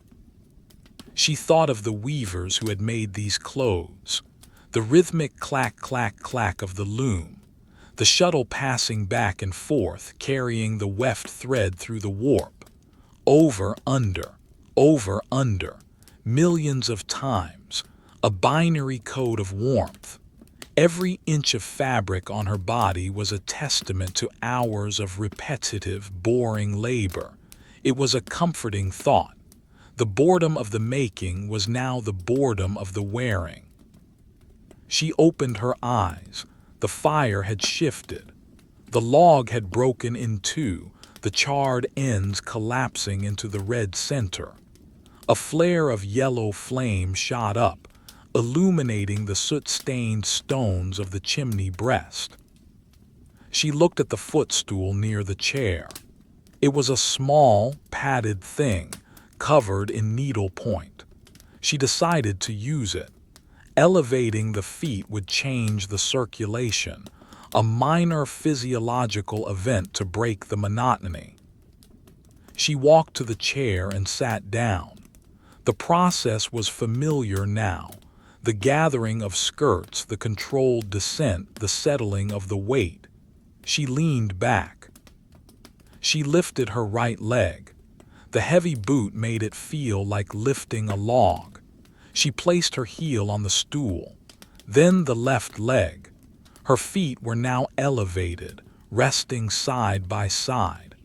The heavy skirts of the surcoat and Cotehardie draped over her legs, creating a tent of wool between her knees and the stool. The position was good. It relieved the pressure on her thighs. She wiggled her toes inside the boots.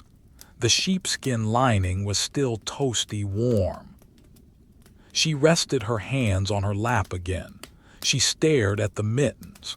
The Nalbinding stitch was intricate, a series of loops and knots. She tried to follow a single thread with her eyes, tracing its path as it wound through the fabric. It disappeared under a neighbor loop, then reappeared, then vanished again. It was a labyrinth of yarn. She felt a sense of heavy, dull contentment. There was nowhere to be. The storm outside could rage for 100 years, and she would simply sit here, watching the thread, feeling the heat. She became aware of the smell of the room again. It was a complex bouquet. Top notes, wood smoke sharp and acrid.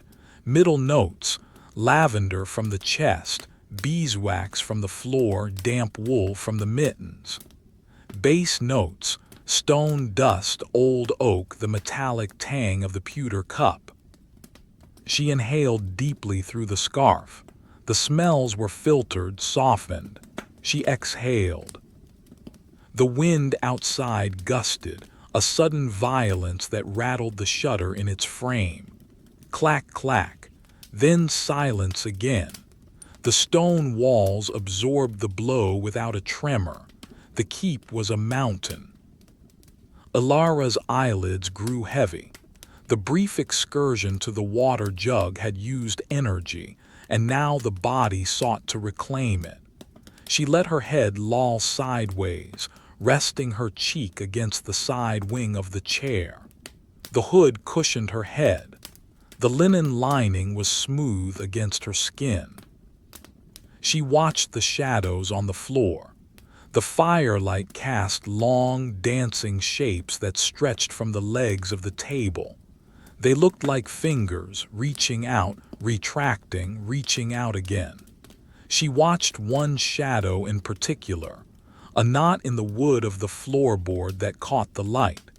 It looked like an island in a dark sea. She drifted. Her thoughts became fluid, less like words and more like sensations. Warmth, weight, gray, wool, soft.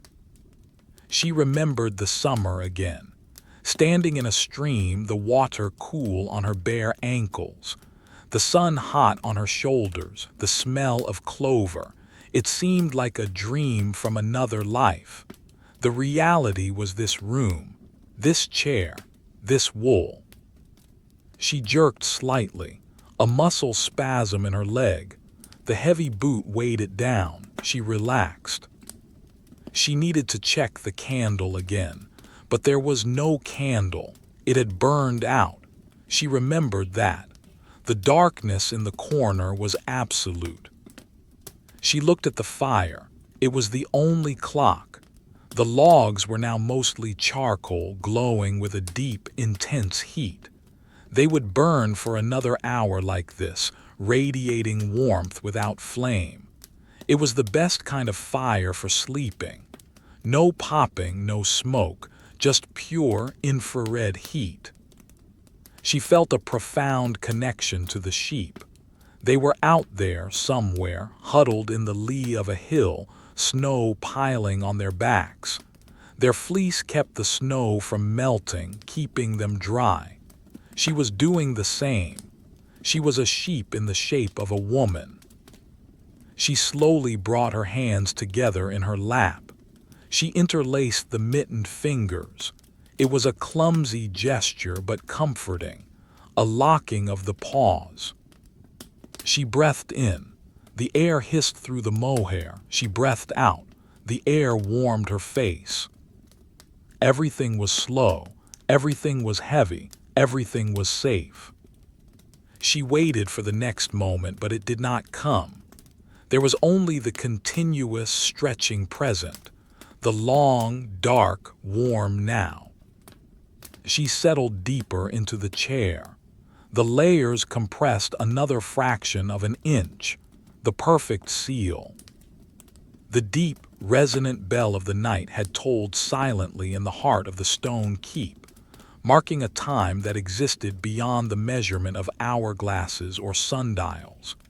It was the dead of night, the nadir of the winter darkness, a period where the world outside the walls seemed to have ceased its frantic motion, leaving only the weight of the snow and the low, vibrational hum of the wind. Inside the chamber, the atmosphere had thickened, condensing into a rich, sensory syrup of warmth, shadow, and silence. Ilara remained in the high-backed oak chair, a throne of timber that cradled her fortified form. She had not moved for a long time, perhaps an hour, perhaps two. The concept of movement had become abstract, a theoretical possibility rather than an immediate necessity. She was anchored by the 10 layers of her attire, a geological stratification of wool and linen that pressed down upon her with a comforting, heavy authority. The chemise, hose, kirtle, cotehardie, surcoat, mantle, hood, mittens, boots, and scarf. They were no longer separate garments but a single, fused entity, a second body that she inhabited. The fire in the hearth had undergone a slow, mesmerizing transformation. The yellow flames that had danced and licked at the chimney breast earlier were gone, having consumed the volatile gases of the wood. What remained was a magnificent, glowing architecture of coals. The logs had retained their shape but changed their substance, becoming blocks of incandescent ruby light. They pulsed with a slow, rhythmic intensity, brightening with the faint draft that pulled across the floor, then dimming to a deep, bruised purple as the air settled. A fine coating of white ash had begun to form on their surfaces, a delicate lace that veiled the raw heat beneath. Ilara watched this silent combustion with half-lidded eyes.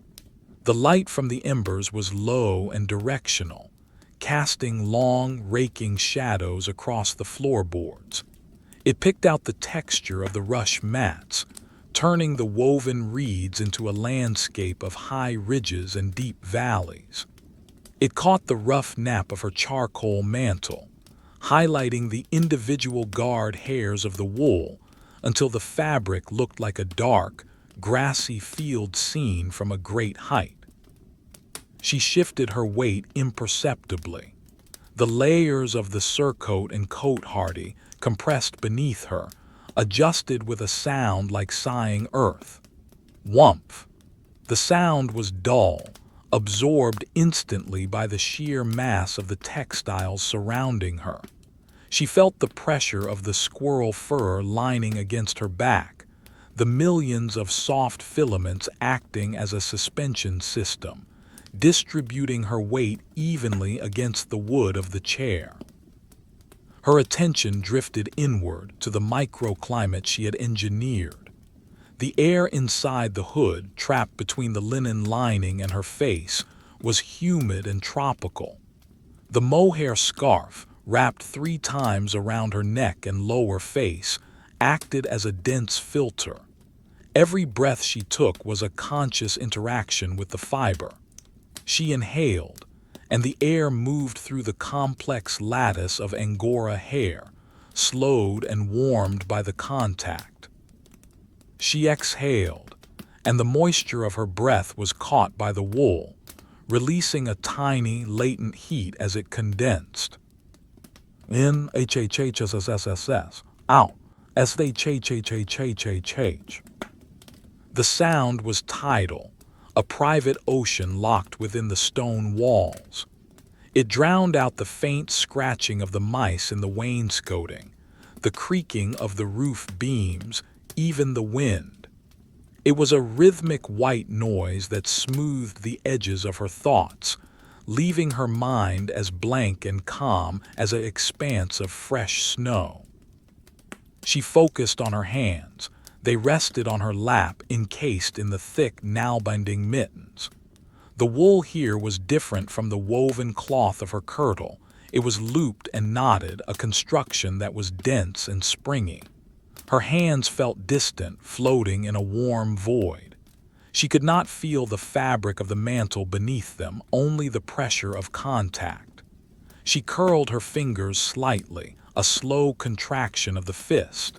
The wool resisted, then yielded.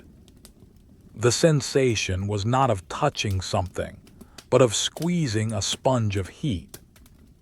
She wondered idly about the temperature of the room beyond her personal radius. The far corners where the wardrobe stood in shadow were likely freezing. The stone walls, despite the fire, would be cold to the touch, leaching heat from the air. But she was immune. She carried her own summer with her. The heat of her body, generated by the slow burn of her metabolism, was reflected back to her by the silver foil of the linen, the insulation of the fur, the barrier of the wool. She was a self-sustaining engine of warmth. A draft, a bold, invisible tentacle of cold air, managed to navigate the labyrinth of the room. It swept along the floor, sliding over the rush mats, seeking a victim. It found Alara's feet, but there was no purchase there. The draft struck the heavy felted overboots, bouncing harmlessly off the thick, lanolin-rich wool. It tried to find a gap at the ankle, but the boots were tall, meeting the gartered hose at the knee. It swirled around the leather soles, finding only the impenetrable barrier of the sheepskin lining. Alara felt nothing but a vague sense of satisfaction, knowing the cold was there, prowling, but unable to bite. She let her gaze travel up to the ceiling. The heavy oak beams were lost in the gloom, visible only as darker stripes against the dark plaster. The smoke from the fire had gathered there, a thin, hazy layer that hovered in the stillness. It smelled of oak and thyme, a scent that was dry and preservative. She imagined the smoke particles settling, slowly coating the wood, darkening it, becoming part of the history of the house. She closed her eyes. The visual world vanished, leaving only the tactile and the auditory. The texture of the linen chemise against her skin was the first layer of reality. It was smooth, almost slippery, warm to her exact body temperature. It did not cling but draped, a second skin of flax. Above that, the wool of the kirtle, coarser, heavier. A sensation of structure. Above that, the Cotehardie, dense, felted. A sensation of armor. Above that, the surcoat, the fur. A sensation of luxury, of softness pressing in. Above that, the mantle, the weight, the gravity of the mountain sheep. She visualized the layers in her mind's eye, a cross-section of comfort. She saw the fibers interlocking, the air pockets trapped between them, the heat vibrating within those pockets. It was a complex machine, and she was the pilot, sitting motionless at the controls. She felt a phantom itch on her nose beneath the scarf. It was a tiny, localized sensation, a nerve ending firing randomly. She considered dealing with it. It would require moving a mittened hand, lifting it to the face, pushing aside the mohair, scratching the skin. The energetic cost seemed astronomical. She decided to ignore it. She focused her mind on the itch, observing it, analyzing it, until it dissolved under the weight of her apathy. The boredom was a tool. It smoothed out the jagged edges of discomfort. The fire made a sound, click. A piece of charcoal had shifted, settling deeper into the bed of ash. The noise was sharp and distinct, a punctuation mark in the long sentence of silence. Alara opened her eyes slowly. The glow had deepened to a somber maroon. The room was darker now. The shadows had claimed more territory, creeping in from the edges, pooling around the base of the chair.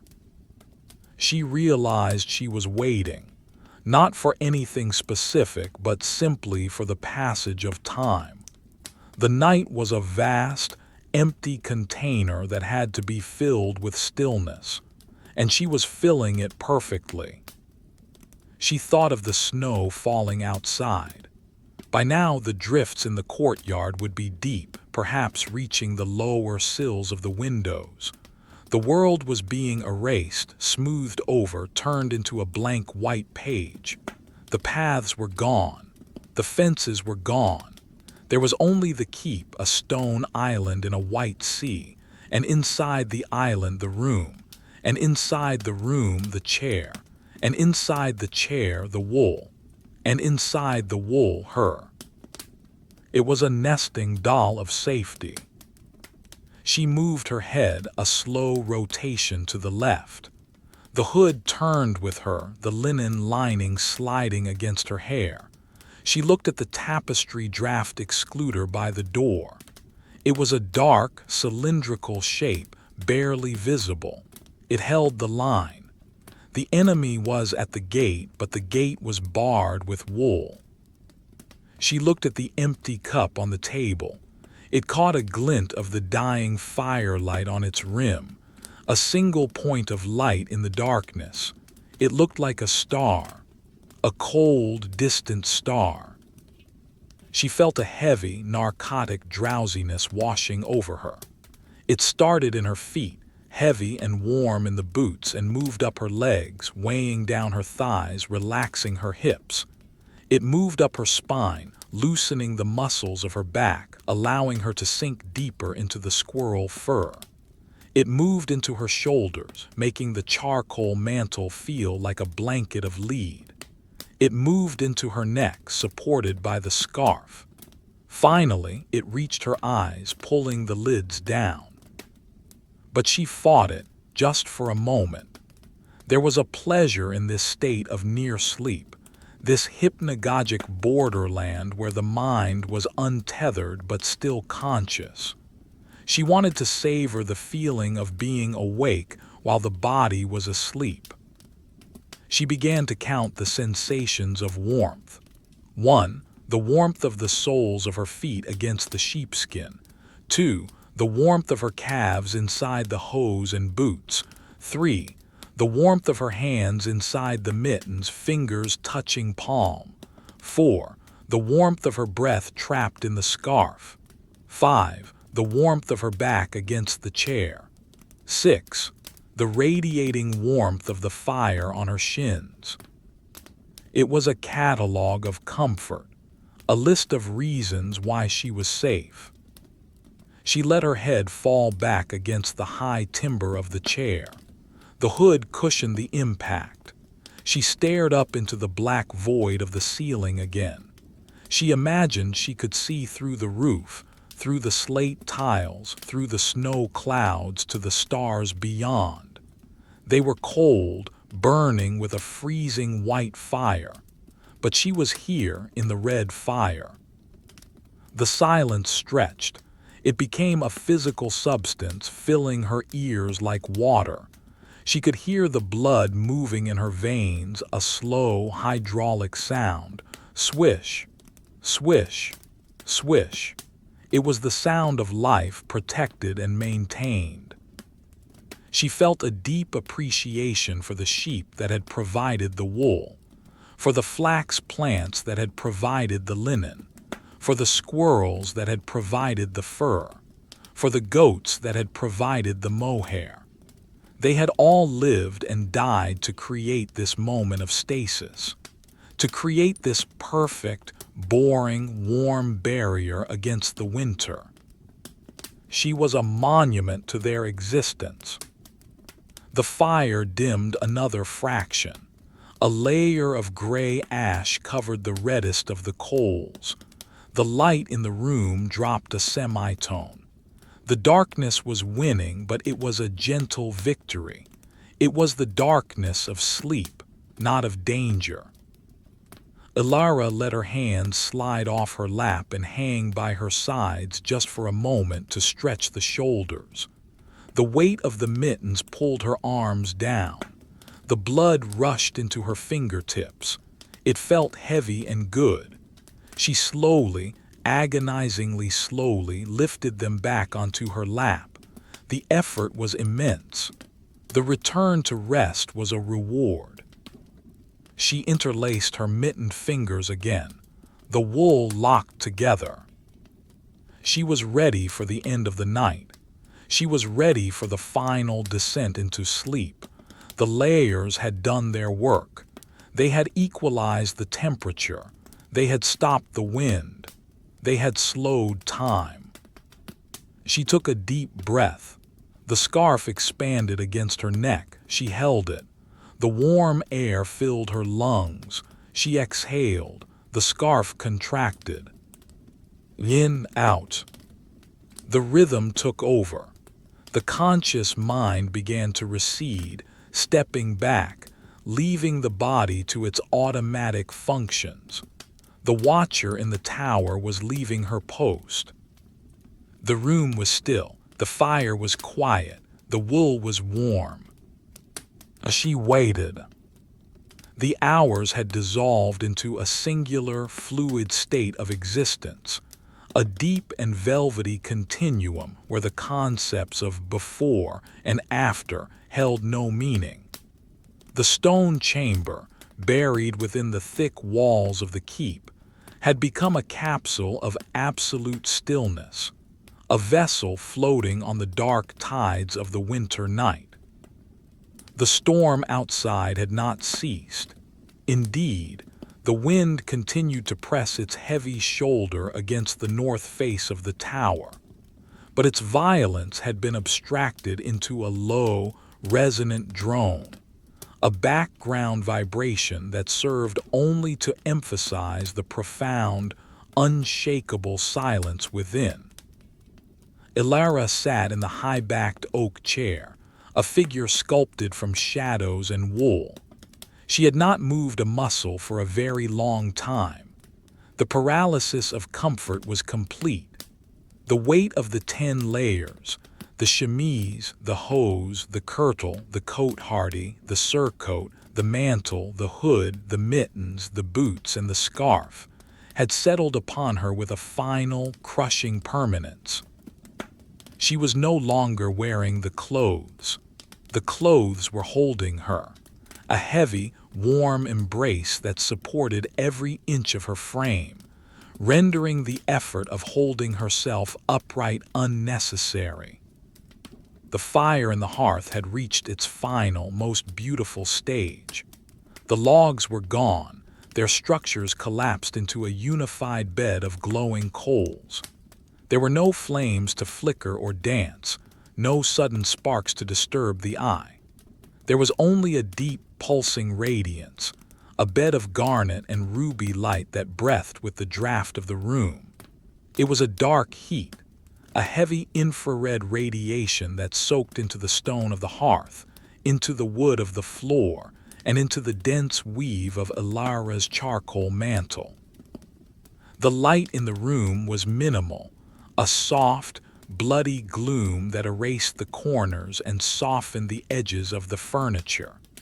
The wardrobe was a dark monolith. The bed was a shadow. The only reality was the circle of warmth and the woman sitting at its center. Ilara's eyes were closed. The lids felt heavy, weighted down by a pleasant, leaden fatigue. Behind them, she saw only the vague, shifting afterimages of the embers, a slow kaleidoscope of dark red and black. Her breathing had slowed to a geological rhythm, a tidal exchange of air that barely disturbed the heavy scarf wrapped around her face. Inhale. The air was pulled through the microscopic forest of the mohair fibers. It was warm, tasting faintly of the goat's wool and the lavender sachet that had scented the chest. It filled her lungs slowly, expanding her ribcage against the resistance of the kirtle and the cotehardie. Exhale. The breath left her body, warm and humid, catching in the mesh of the scarf. The moisture condensed on the fine hairs, releasing a tiny, transient heat that warmed her lips and chin. The sound was a soft hiss, a white noise that filled the linen-lined tunnel of her hood. She became aware, in a distant, detached way, of the specific geography of her own warmth. It was not a uniform sensation, but a complex map of temperatures. Her feet, encased in the thick sheepskin of the boots, felt distant and heavy, like anchors buried in warm sand. The sensation of individual toes had merged into a single block of heat. The wool of the hose and the felt of the boots had created a perfect thermal seal. No draft could penetrate the leather soles or the toggle-fastened calves. Her legs, draped in the heavy folds of the surcoat and the cotehardie, felt solid and immobile. The weight of the fabric pressing down on her thighs was a constant, grounding pressure. She could feel the texture of the squirrel fur lining against the wool of the layer beneath, a soft, hidden interface of luxury. Her torso was a furnace. The core of her body, wrapped in linen, wool, and fur, was generating a steady, radiant heat that had nowhere to go. It banked up against the layers, saturating the air pockets, turning her into a living radiator. The pressure of the surcoat's bodice was firm, a gentle constriction that made her feel safe, held, contained. Her arms, resting on the wooden arms of the chair, were heavy logs of wool. The sleeves of the cotehardie, buttoned from elbow to wrist, hugged her forearms. The mittens on her hands were like small, warm caves. Her fingers were curled loosely inside, touching the rough Nalbinding stitches, feeling the dry, scratchy comfort of the raw wool. Her head, cradled by the hood, was a private world. The linen lining was smooth against her cheeks. The wool of the hood blocked out the sounds of the house. The scarf protected her face. She was sealed. She drifted deeper. The boundary between her body and the chair began to blur. The wood of the chair was warm. The wool of the mantle was warm. Where did the woman end and the furniture begin? It didn't matter. It was all one thing, one warm, stationary thing. A thought floated through her mind, slow and viscous as honey, the snow. She imagined it piling up outside, inch by inch, foot by foot, covering the cobblestones of the courtyard, covering the well, covering the steps to the keep, rising up the walls, sealing the windows, burying the door. The keep was becoming a bubble in the ice, a pocket of air in the solid white earth, and she was the heart of the bubble. The image was comforting. To be buried was to be safe. To be hidden was to be warm. She listened to the silence. It was a heavy physical presence. It pressed against her ears, a soft cotton weight. Thump, thump, her heart. Whoosh, her blood. HSSSS, her breath. It was the soundtrack of hibernation. She felt a microscopic shift in the fire. A coal settled. Clink. The sound was tiny, a pin dropping in a canyon. It did not disturb her. It merely confirmed the stillness. The heat on her shins began to fade ever so slightly as the coals developed a thicker layer of ash. The intensity of the radiation softened. It was the room telling her that the night was ending, or perhaps that it was beginning in earnest. It was the signal to let go. She visualized the layers one last time. 1. The chemise, white linen, the ghost of the summer fields. 2. The hose, white wool, the warmth of the legs. 3. The under-kirtle, tawny wool, The foundation. 4. The Cotehardie, red wool, the blood. 5. The Surcoat, green wool and gray squirrel, the forest. 6. The Mantle, charcoal wool, the mountain. 7. The Hood, blue wool and oatmeal linen. The Sky and the Cloud. 8. The Mittens, cream wool. The Paws. 9. The Boots, brown felt and sheepskin, the earth. 10. The Scarf, ice blue mohair, the mist. 10 layers, 10 barriers, 10 promises kept. She let her mind sink down through the layers, down through the mist, through the earth, through the paws, through the sky, through the mountain, through the forest, through the blood, through the foundation, through the legs, through the fields, down to the center, to the quiet, dark center. Her breathing changed. It became shallower, slower. The scarf did not expand as much. The air moved gently, barely a ripple. Her chin dipped slightly. The scarf supported it. The hood held her head. She was a statue carved from sleep. The darkness in the room grew absolute as the last of the red glow faded from the coals. The ash had triumphed. The light was gone, but the heat remained. It was trapped in the stones of the hearth, in the wood of the floor, and most of all, in the 10 layers of wool. Ilara did not see the darkness. She was already there. She was floating in a vast, warm, black ocean. There was no cold here. There was no wind. There was no hunger. There was no thirst. There was only the feeling of being held. The sensory input from her skin faded. The itch was gone. The pressure was gone. The weight was gone. She was weightless, suspended in the void of the wool. She felt a final, fleeing thought, a memory of the cold wind on a distant hill, but it was pushed away by the overwhelming reality of the warmth. The cold could not find her here. It could never find her here. She was the keeper of the warmth. She was the heart of the winter. The last muscle in her body relaxed. Her hand inside the mitten uncurled completely. Her foot inside the boot settled against the sole. Her shoulders dropped a fraction of an inch. The silence was total. The snow continued to fall outside, millions of flakes adding their weight to the world, muffling the earth, hiding the keep. Inside there was no movement. There was no sound. There was only the slow, rhythmic breathing of the sleeper in the chair. She was safe. She was warm. She was asleep. The fire slept. The stones slept. The wool slept. And the long, boring, beautiful night went on, wrapping the world in its heavy, white arms.